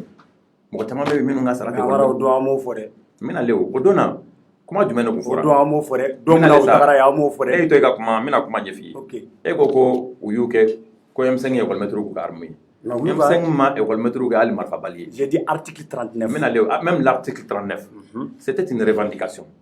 ni aw b'a ka kɛlɛ la mɔgɔ minnu bɛna fara aw kan u ka revendication a bɛ ta en compte ça c'est une obligation. Donc ça mais qu'est-ce qui a été dit? Ça dit que c'est ta mesure de résoudre cette revendication. Je t'explique. Jeffra, quand tu me coupes à chaque fois là, moi je t'ai écouté jusqu'à la fin. fin. Attends, il n'y a pas de problème. Allez, qu'est-ce qui a été dit à l'époque? A fɔra ko i bɛ ka n'a ka mɔgɔw ye layidu ta u ye n'i ye layidu ta mɔgɔ i bɛ layidu timɛ mais olu de ye layidu ta u tilala ka a f'u ɲɛna tuguni i yɛrɛ bɔra ka kuma fɔ ko campagne électorale la hali o waati maliyɛnw tun bɛ ka sa degun tun bɛ jamana kɔnɔdenw kan olu man kan i bɛ ka soutenir cogo si la k'a fɔ ko ka article 39 d'u ma mais o bɛɛ la i bɛ k'a ye layidu ta ye i hakili b'an ka mɔgɔ fɛn fɛn na u ye déclaration min kɛ u ko ko a ye layidu ta école karamɔgɔw ye a y'o layidu timɛ an nana mun ye depuis don min a fɔra ko u ka article 39 k'a bɛna waleya u yɛrɛ u bɔra M5 na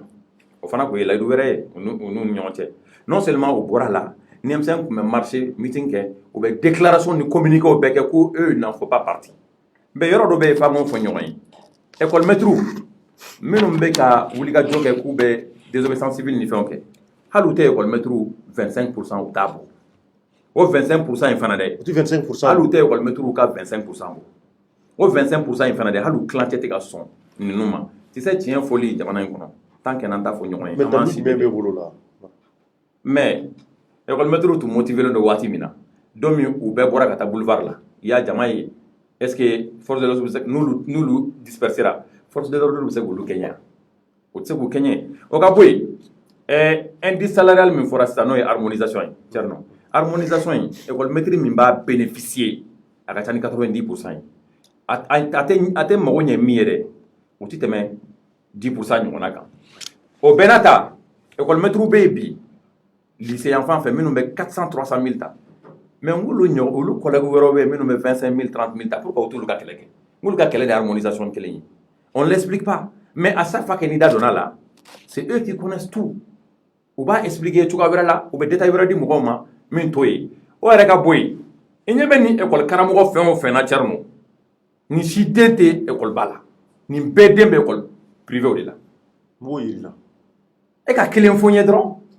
ni mɔgɔ b'u la min den bɛ école ba la o ka tɛgɛ wuli hali e den tɛ école ba la jɔn den e den tɛ école ba la Diafa den tɛ école ba la an fɛn o fɛn bɛ yan mɔgɔ si den tɛ école ba la a bɛɛ den bɛ privé la Mali écoledenw bɛɛ m'o yiri la non Thierno e ni ne kɔni c'est la famille on se connaît non mais an den bɛ école ba la mɔgɔ si t'i yan min den bɛ école ba la bɛɛ den bɛ privé la école-maître ninnu bɛɛ den bɛ privé la pourquoi bi anw ye Korofina école ba de kɛ récemment a tɛ 2 ans bɔ c'est-à-dire anw mɔgɔ damadɔ taara Korofina école ba la on était terrifiés wallahi an bɛɛ fari fagalen de bɔra les élèves n'ont aucun niveau tɛ yen san'an ka fɔ les élèves même les enseignants n'ont aucun niveau tout là n m'a fɔ a bɛɛ parce que n'i bɛ kuma enseignant kan dɔrɔn il faut toujours faire la nuance a dɔw bɛ niveau kelen t'u la u taara cogo min olu de b'a dɔn Mali an bɛ jamana min kɔnɔ yan baarakɛyɔrɔ caman baarakɛyɔrɔ yɛrɛ tɛ yen baarakɛyɔrɔ min na mɔgɔw tɛ yen min ma diplôme san ka don ye bɛɛ b'o kalama bɛɛ b'i da don o kan bi bi in na a t'an ka sujet kɔnɔ dɛ mais n bɛ passer n'a yɔrɔnin ye bɛɛ b'a la minɛli ka kɛ bɛɛ bɛ tɛgɛrɛ fɔ la minɛli kan mais minɛli dossier bɛ yen ka ban mɔgɔ minnu kan ka minɛ olu kɔni bɛ minɛ tôt ou tard wari minnu kan ka suyɛn olu suyɛnna o nɔ yera mais suyɛnni bɛ ka continuer tous les jours an tɛ frein minɛ o la o suyɛnni yɛrɛ tiɲɛni fanba ye jumɛn ye baarakɛyɔrɔ bɛ Mali la baarakɛla dɔw de bɛ yen u tɛ u place mérité hali dɔw bɛ direction na u tɛ directeur mérité ne bolo il faut commencer par ça ka test de niveau kɛ mɔgɔw la minnu tɛ place minnu mérité k'u ta ka bɔ yen de mettre les gens qu'il faut là où il faut o la dɛ justice b'a yɛrɛ la baara mɔgɔ minnu kan ka taa kaso la olu bɛ taa kaso la mais n'an tora ka an ɲɛsin sen koli ma ka sɔrɔ kunkolo de kan ka ko an ma tila fɔlɔ dɛ mais revenons à nos moutons en ce qui concerne les enseignants ne bolo article 39 nin lawaleyara waati min gouvernement tun affaiblilen don o ye gouvernement kan bisi k'u ka hakɛw ɲini layidu taar'u ye ka sɔrɔ a tɛna se ka lawaleya bi u bɛɛ bɛ k'u ɲɛsin Sogɛl ma c'est normal n bɛna yɔrɔ dɔ f'i ɲɛna o ministère fila min bɛ ninnu ka ko gérer c'est pas la primature hein. Mais le gouvernement, qui est le chef du gouvernement? Le chef du gouvernement avait ça en deuxième étape. Le ministre de l'Éducation et le ministre du Travail, le ministre de l'Emploi. Sogɛl a donné tellement d'importance aux enseignants,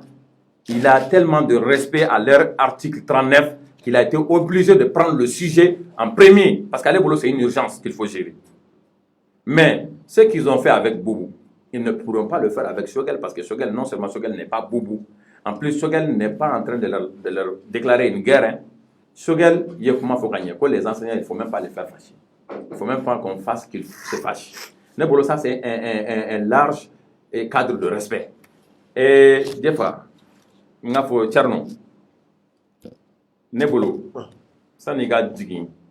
Il dit yoro la, il dit yoro la. École Karamogo, Kanyamogo, Anouka, Lanini, au Sabati Bravo, au ministère de l'Éducation ni ministère de l'Emploi. Mais pourquoi uniquement parce que le Premier ministre a parlé de ça, il a mis de l'importance dans ça qu'il faut tout coller au Premier ministre. Mais c'est normal, Amara. C'est pas du tout normal. Le Premier ministre peut gérer des situations graves. Le Premier ministre peut gérer des affaires compliquées. Mais il y a un ministère pour chaque cas. n'a fɔra ko ministère bɛɛ ka charge ka ta ka sigi premier ministre kun, ça c'est quasi impossible. Le premier ministre aussi a ses tâches. A bi gérer ministère de la ka sɔrɔ ka s'a ma. N'a kun gérer la ministère ma ka s'a ma k'ale kɛra blocage ye. Là on peut l'accuser, mais tel n'est pas le cas. Ils sont là, ça vaut même pas 2 mois. Ou bien on m'a 2 mois sɔrɔ. Ou bien bara de la ka taa fɛ. Je dirais pas que ni bara in bɛ sen na k'a bɛna kɛ avec le temps. Hein. Ça c'est pour vous dire que les ministères en charge de ces dossiers-là doivent s'en occuper. Et les enseignants doivent faire face à ces ministères-là. Et que, au cas Muguchi cible la cible Muntuka cible, sinon ils vont perdre leur temps pour rien. Il y en a qui font des propagandes sur le net, que Boubou-Tara Nile s'est fait. C'est le M5 qui a fait partir Boubou. Eux, à un moment donné, ils étaient dans le M5, mais à Wati Dosera, où il y a Irakafo, où nous avons Hakeni Drone et Yinikata. Donc, c'est que les gens doivent comprendre. Tu as idéalement la Kafo, Frabna sur la. Bon, net d'aller au lade, à Foru Yoko Frati sur la. Non, mais ce que vous avez applicable, c'est appliqué. Non, c'est une négociation. Mais l'autre jour, ils ont même déclaré sur le net qu'ils ont quitté la table des négociations pour aller en désobéissance civile. Mais quand tu quittes là, là, on est en période transitoire. Il y a des choses qui peuvent attendre.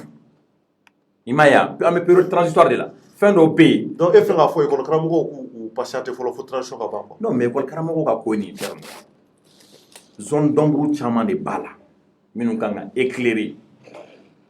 O dɔ fɔlɔ ye jumɛn ye?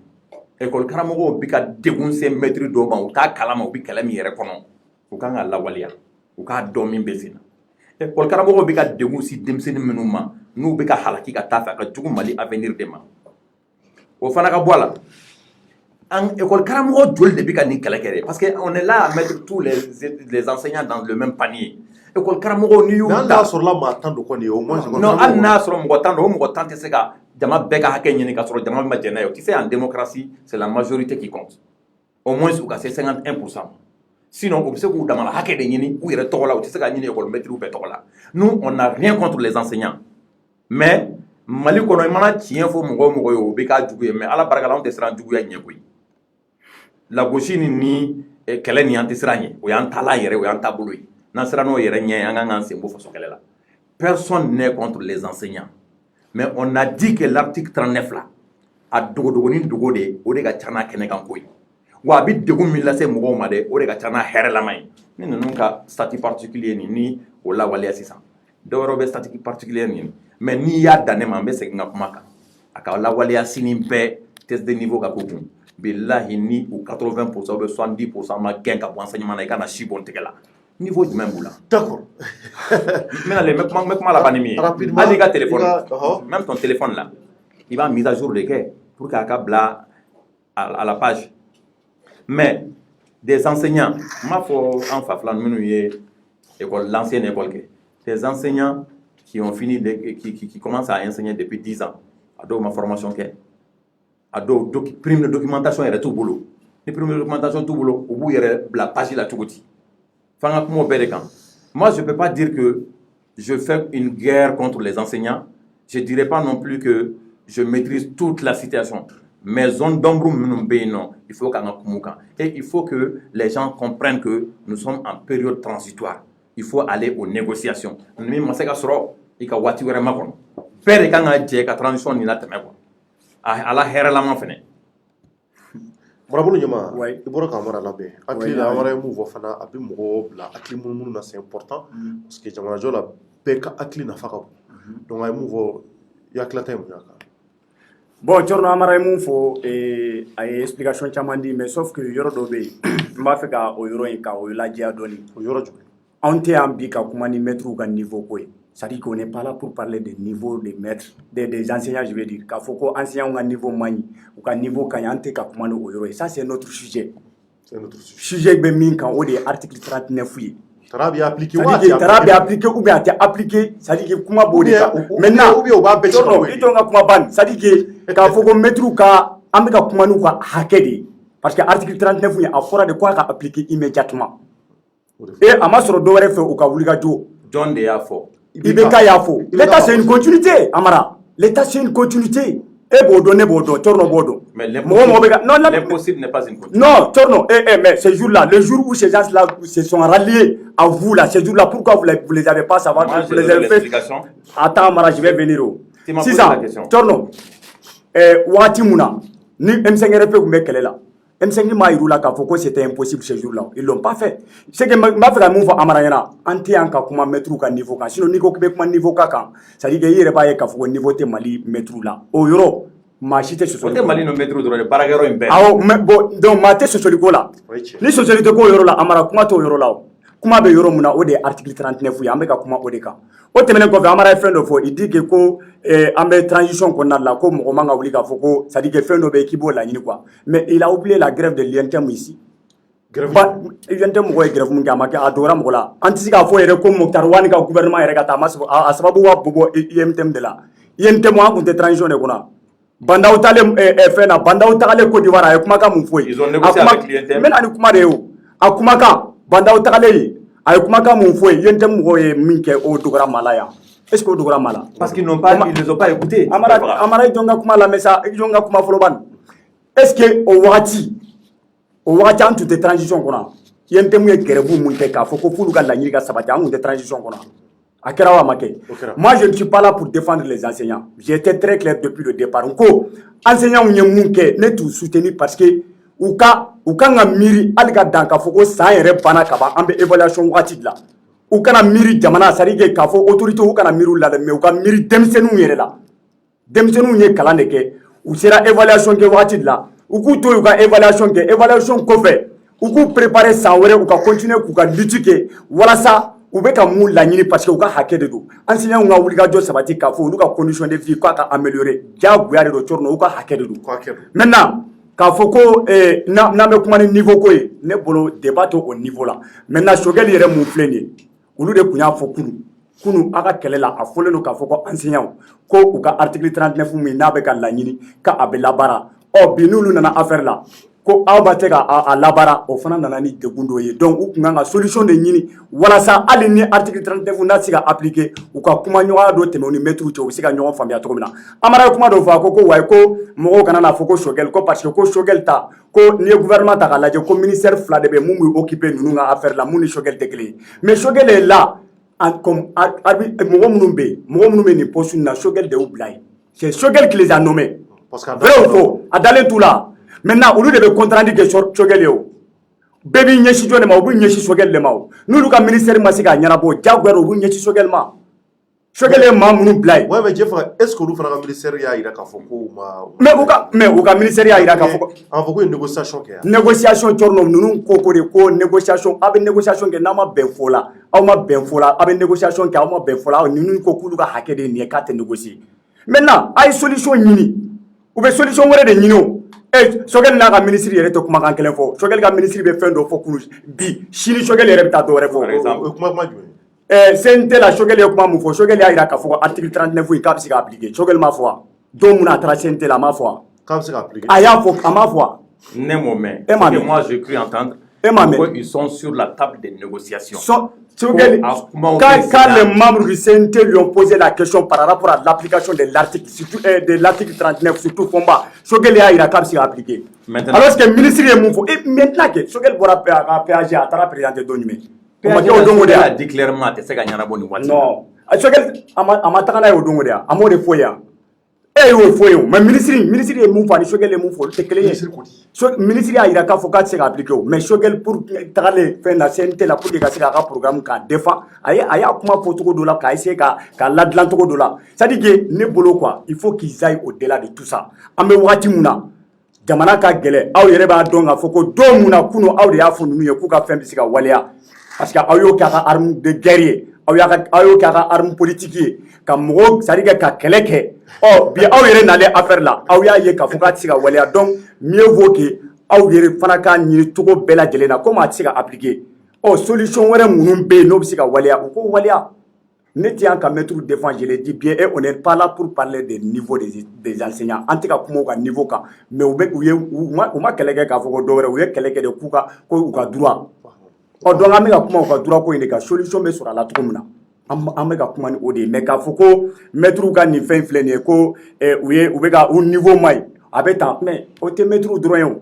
e bɛ service da jumɛn de ye Mali kɔnɔ yan bi k'a fɔ ko i bɛ taa sɔrɔ ko maa o maa bɛ baara kɛ a kɔnɔna la k'a niveau b'a bɛɛ la o tɛ yen o tɛ mɛtiri dɔrɔn ye o Donc anti ka kuma kan an bɛ ka kuma mun kan u ye kɛlɛ kɛ mun na. Et je précise n ko n tɛ yan ka maître soutenir parce que maître wagati dɔ sera u ka denmisɛnninw ka non mais je le dis et je le répète c'est ce que je dis. Il faut que maître ka jateminɛ k'a fɔ ko olu bɛ ka mun kɛ c'est vrai que a bɛ jamana degun mais denmisɛnninw de bɛ degun ka tɛmɛ bɛɛ kan. Donc u k'a ko in u k'a da fɔlɔ a jamaw ka kɛ n'u bɛ se ka litre wɛrɛ mun kɛ u k'a kɛ ni san banna. Inchallah. O kɔni o tiɲɛ merci Jefaga donc Maliyɛnw ni waati in na an bɛna ɲɛsin Amara ma hali bi donc Amara maintenant e yɛrɛ bolo fura jumɛn b'a la sisan fura jumɛn bɛ yen c'est à dire qu'il y a quelle solution ka se ka article tra walasa école maître bɛ se ka lafiya sɔrɔ faamaw bɛ se ka lafiya sɔrɔ Choguel kan ka mun de fɔ a ka fura min bɛ nin ko in na o tɛ dɔwɛrɛ d'aller à des négociations bagabaga tɛ mɔgɔba cogo la koyi c'est à travers les négociations a bɛ yira nin y'an ka hakɛ ye an tɛ taa ni nin tɛ aw kan ka nin d'a ma mais ce que j'aimerais dire à Jefa dans toutes choses soyons cohérents là nous sommes dans un débat tu penses que à Tinafo nous sommes dans un examen et que Thierno Befin faut directement on donne les réponses comme ça il faut aller à des détails détails doyen mouillé ce que les enseignants demandent là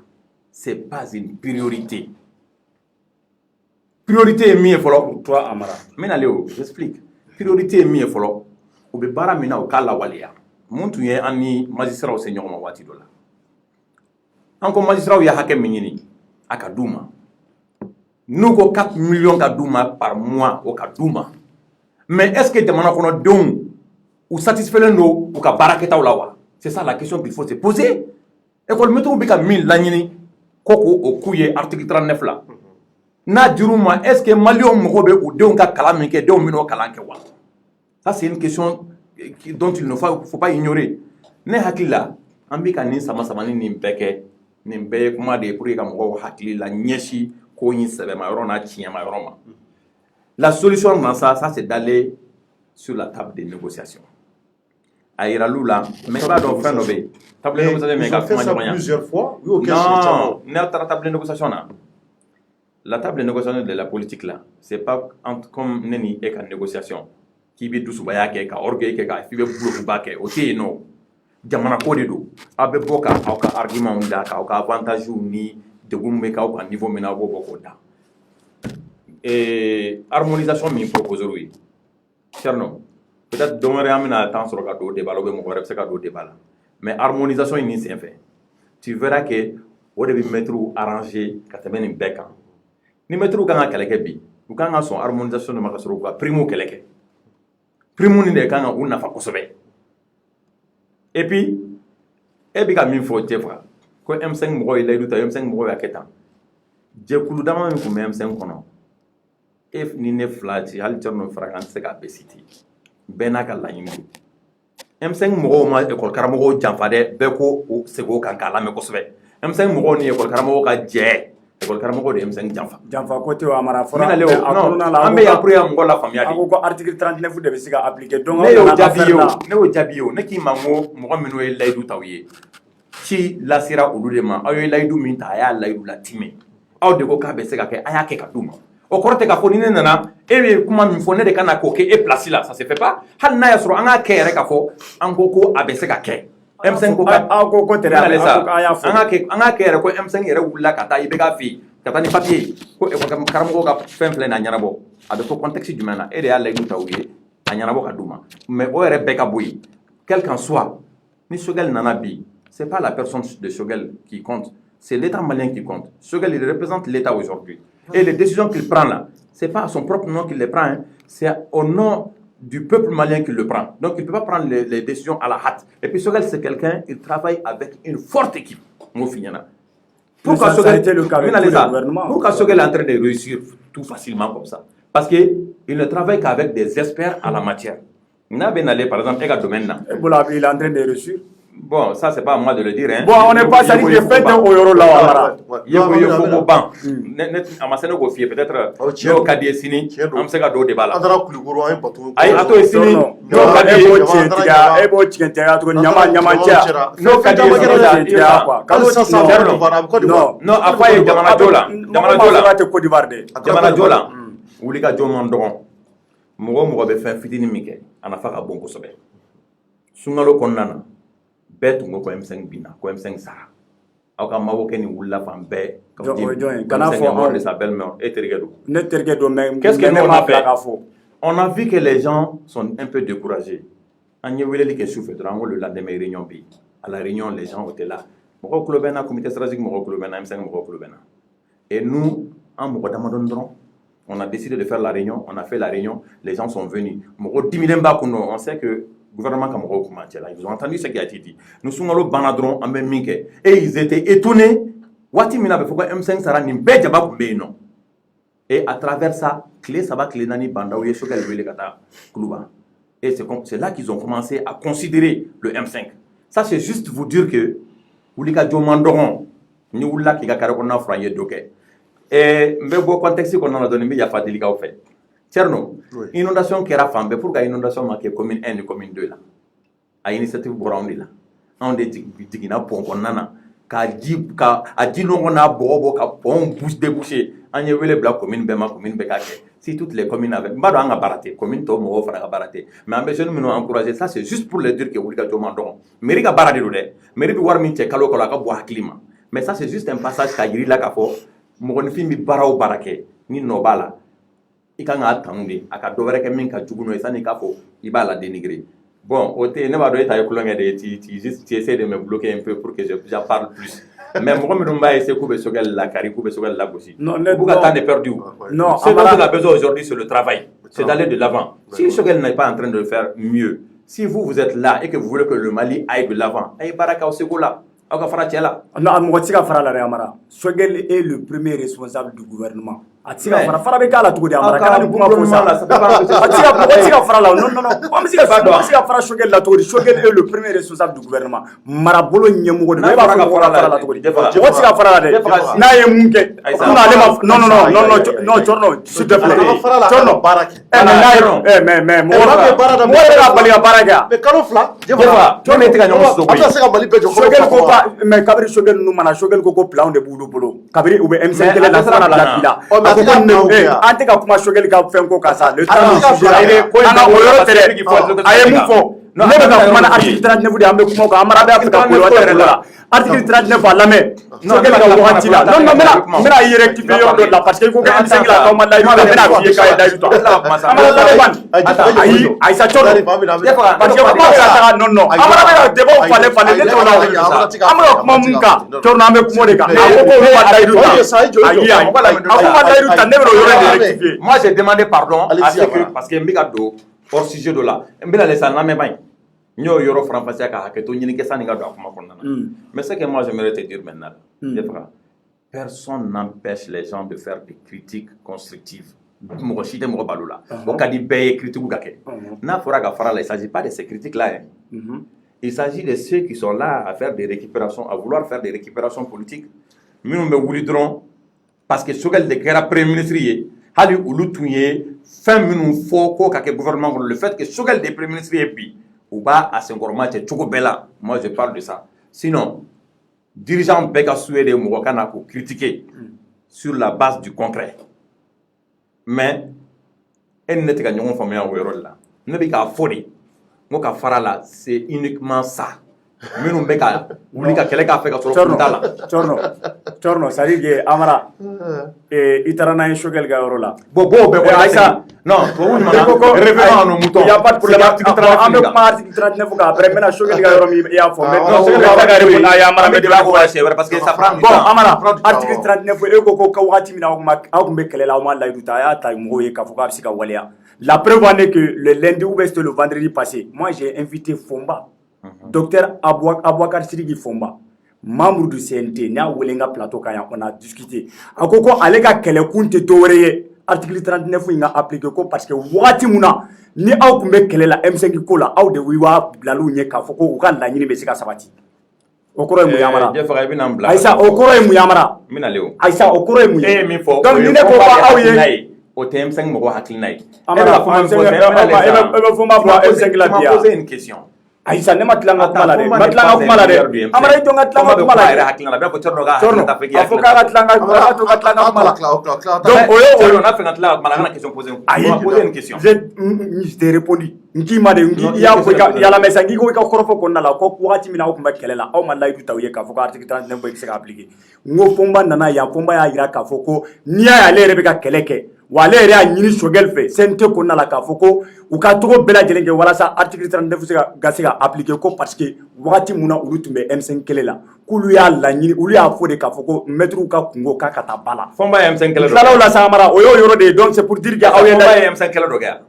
Amara Fɔnba ye M5 kɛlɛ kɛ. Attends n bɛna min f'i ye. An k'o yɔrɔ to yen sa. A y'a yɛrɛ de ka kɛlɛ kɛ. Amara an ka bɔ o yɔrɔ kɔnɔ sa on ka tila o yɔrɔ la. Yɔrɔ min na. Des exemples sur des gens. Thierno a bɔra kɛlɛ kɔnɔ yɔrɔ dɔ la. Thierno Fɔnba c'est quelqu'un que je respecte. Mais Fomba n'était pas un leader du M5. Fomba ne peut pas parler au nom du M5. Fomba va être un des fois. Au corps de Gafoko, M5 Mogo est là où tu es. M5 Mogo est où demain pour gagner les gars. Mais au Kélé Fana Konana, au Djé, M5 Mogo Mathieu, pour le Karamogo de M5 Mogo Djam. Nego, Fanga Eurofo. Non, lui il est en train de parler quand il a fait M5 Mogo Youf, il y a les affaires, il est tout. Mais à la Corée Koulake, au lieu de ouf, free, à la Koula, Banga Boyika, Taroubi. Aw yo de kula Amara parce que aya yurula ka fo wagati min na non Amara jemete Amara ibaro ko donne une minute il ka poser kuma c'est-à-dire on te donne une minute il ka expliquer ka fo ko anyo kula voilà Amara aya kula muna ibaro wagati mun na aw wula ka M5 kele konna la aw ko mo be ko I deguna I torla I be ka fanga la ma be I yɛrɛ ka kɔrɔfɔ don ne ka kuma tɛ hali bi I seginna kuma kelen kan maa o maa bɛ yen ko tɔɔrɔ y'i sɔrɔ I bɛ ka fanga la ko a bɛɛ lajɛlen ka fara aw n'olu bɛɛ de farala ɲɔgɔn kan ka kɛlɛ kɛ o kɛlɛ la mɛtiriw tun bɛ yen mɛtiriw ka kɛlɛ wagati aw tun bɛ k'a fɔ a ka conférence kɛyɔrɔw la k'a jira k'a fɔ ko article 39 min n'u u jɛlen don a la ko u ka hakɛ de don wa a ka kan a ka waleya ka di u ma aw y'o fɔ aw ka kɛnɛ kan o tun y'a parce que o wagati aw tun bɛ kɛlɛ la aw y'a jira k'a fɔ ko article 39 yala mesa Amara I domina ni kuma de sa Amara ne bɛ kana ni kuma de o aw an ye kɛlɛ kɛ waati ma duma e ko to ka tila kuma la aw ka bɛ une minute de dilemma bɛ kuma maintenant aw y'o kɛlɛ kɛ o don aw m'a fɔ k'a fɔ ko article 39 min filɛ nin ye k'a tɛ se ka appliquer o don aw m'o fɔ mais a y'a jira de k'a bɛ se ka appliquer aw y'o de fɔ o don aw de ko a don k'a bɛ se ka appliquer et c'est la raison pour laquelle u tugura o ko fana anw jɔn kelen M5 RP a conférence de presse b'i bolo a vidéo b'i bolo Amara tɛ ban yɛrɛ sa n ko i ma ko hali Fɔnba bɔra k'a fɔ hali Sogɛli yɛrɛ y'a fɔ même le même Sogɛli a dit le même Sogɛli que tu t'es pas aujourd'hui la Sogɛli même a y'a fɔ Amara ka kuma lamɛn sa i bɛ ne to Aïssa mais Sogɛli tu as dépassé les 2 minutes j'ai pas dépassé les 1 minute parce que Amara bɛ k'an ka kuma bɛɛ tigɛ il faut raccourcir maintenant n bɛna raccourcir mun ya article 39 Amara aw y'a fɔ aw y'u dɛmɛ jusqu'à ce que tellement ka pression bonyana don mun na assemblée ni fɛnw jɛnna an y'a ye IBK yɛrɛ bɔra à l'époque président de la république a y'a fɔ ko article 39 a ka appliquer immédiatement o tɛmɛnen kɔfɛ transition mɔgɔw nalen u bɛnna ni examen wagatiw de maîtres y'a jira k'a fɔ k'olu tɛ taga ko parce que ko IBK ko yan'a ka bɔ fanga la ko article 39 k'a y'a appliquer u ni transition mɔgɔw à l'époque CNSP u n'olu sigira ka kuma ils ont pu avoir une solution. Il t'a sujet vers là. Mais la kuma de ça. Mais la kuma de ça. On l'écoute. Allez-y. Non, quand on a beau yɔrɔ kɔnɔ. A ko M5 ye. Olu k'a bɛ se ka appliquer. Olu y'o yɔrɔ kɛ mais M5 y'a fɔ Amara. E yɛrɛ y'a fɔ ko. A ko yɔrɔ dɔrɔn kɔrɔ ba ye. An ka ɲɔgɔn faamuya. Amara cɛ bon ba filɛ e tɛ ka ne to yen ne ka kuma. Ni kana ne tigɛ n ka kuma la n bɛ na n'a ye o. Amara maître a wagati CNSP mɔgɔw nalen. CNSP nalen olu mun ye sɔrɔsiw ye dɛ. Olu mun ye sɔrɔsiw ye olu ni maître sera ka bɛnkan dɔ sɔrɔ u ni ɲɔgɔn cɛ.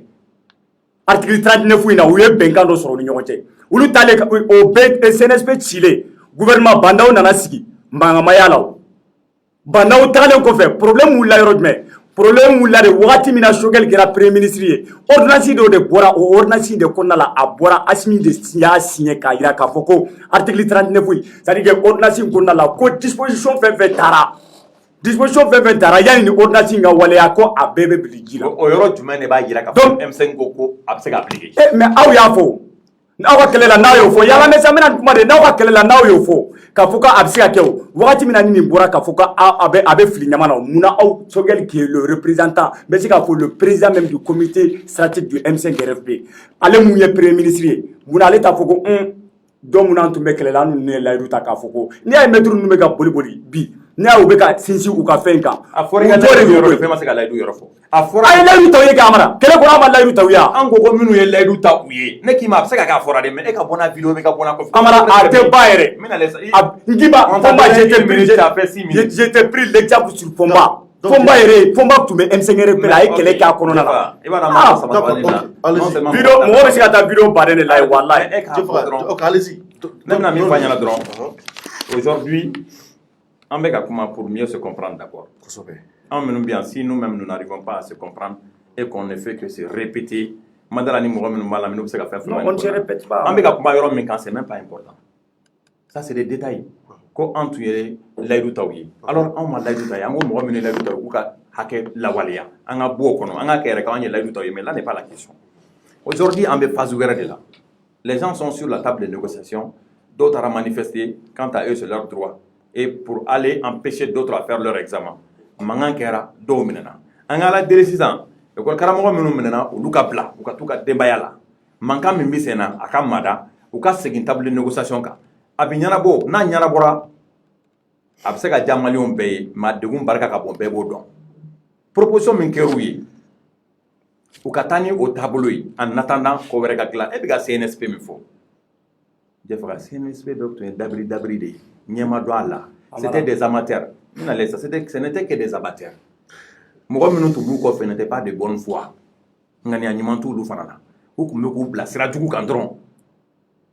ko bɛɛ tun bɛ ka ɲagami ɲagami o ye layidu min ta école maître ye u yɛrɛ t'a dɔn yɛrɛ fɛn min don a kɔnɔ fɛn ye min ye u t'a dɔn seulement école maître dɔw taara u ɲagamu cɛ la à travers le CNT coup d'état kɛra dɔw taara yɛlɛmu fan fɛ u bɛ to k'a f'u ɲɛna a y'a lawaleya a y'a lawaleya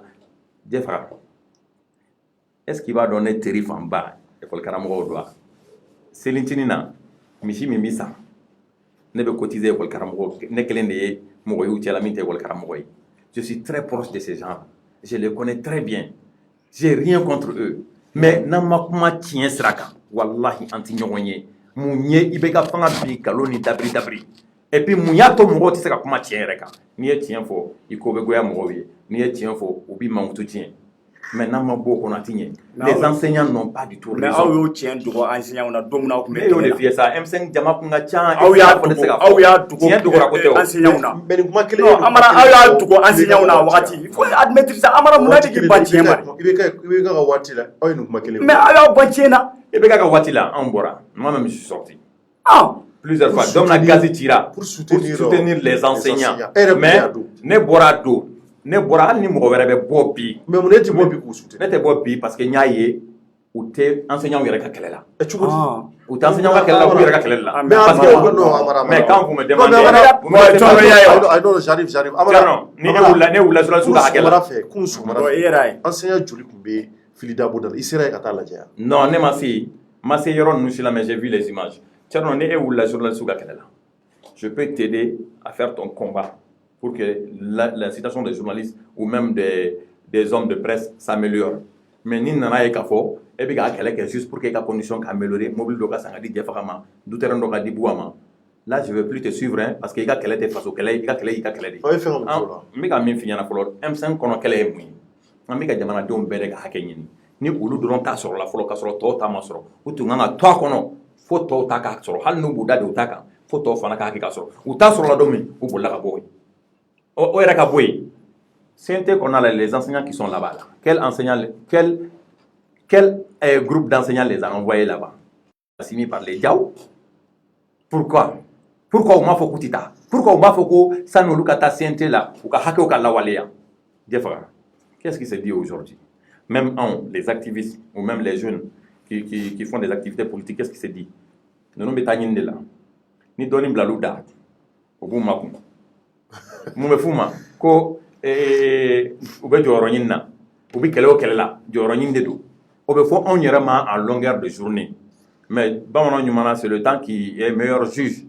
bon n'an ma bɔ o kɔnɔ moi je peux pas suivre le combat d'enseignants qui ne veulent pas l'intérêt de tous les enseignants et qui ne veulent que leurs propres intérêts ni policiers wulila ka bɔ bi policiers ka syndicat ko policiers ka hakɛw laɲini n'a jɛlen don an bɛ policiers ka kɛlɛ k'u nɔfɛ mais n'an y'a ye k'a fɔ o syndicat ninnu bɛ k'a ɲini dɔrɔn olu ka bila mobili ɲɛnama kɔnɔ ka du jɔ ka don a kɔnɔ o dɔrɔn kama u ka sara tɛ policiers tɔw ta la donc non seulement an tɛ tugu u kɔ donc don min na u tun bɛ kɛlɛ la na aw tun bɛ c'est à dire aw farala ka kɔ ka kɛlɛ kɛ u tugura aw kɔ yani aw kana affaire la Amara o don aw m'a dɔn k'a fɔ ko u tun bɛ min kan ko nkalon don donc c'est maintenant aw nale affaire la de a y'a dɔn k'a fɔ ko u ka ko in a y'a sɛgɛsɛgɛ a y'a dɔn k'a fɔ ko nkalon don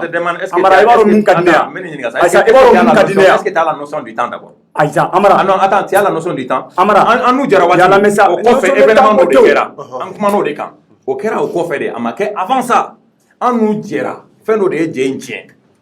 bon o jɛ nin tiɲɛnen o e bɛ ka o kɔ de kɛ i n'a fɔ avant ça donc maintenant là on va en bena kuma Erian Tategama no de fanya il faut sortir à ce que on a débat il y a pas de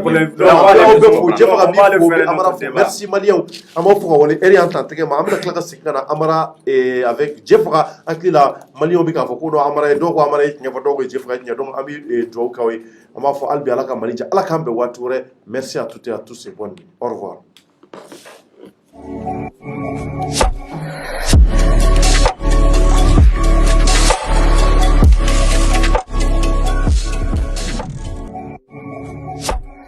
Intense Love, le nouveau parfum pour hommes et femmes by RJ Cosmétiques.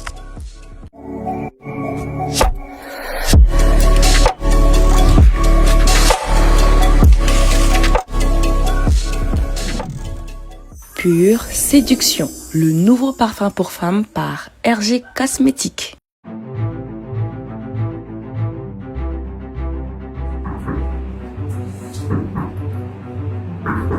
Oui.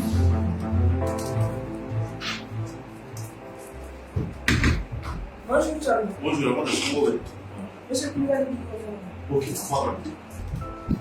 Monsieur Koulibaly. Ah, merci. Ah, je ne vois pas. C'est pas si tu vas. Ah, je vois bien. Ah, ok. On a fait encore L'histoire de service. À la baraille, c'est la calana. Il y a lancé comme madame. C'est la chouba. Cassé, la formation. Ok. Je ne sais pas.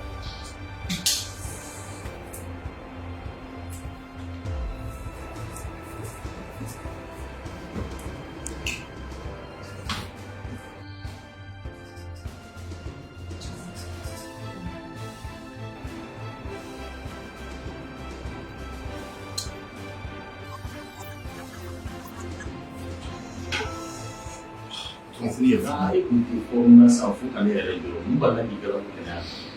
Vous le savez.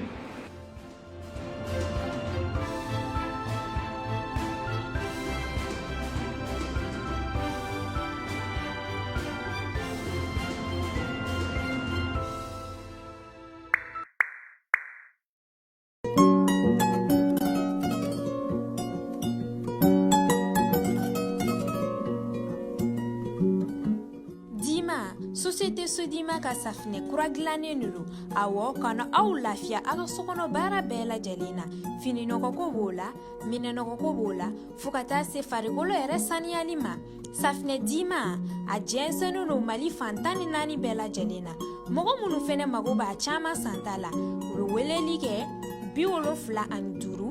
30 fu ani 51 safinɛ Dima safinɛw ka san k'i sigi k'i kunjan a bɛ miiri ko fɔ nka miiri cɛba ti bɛɛ ye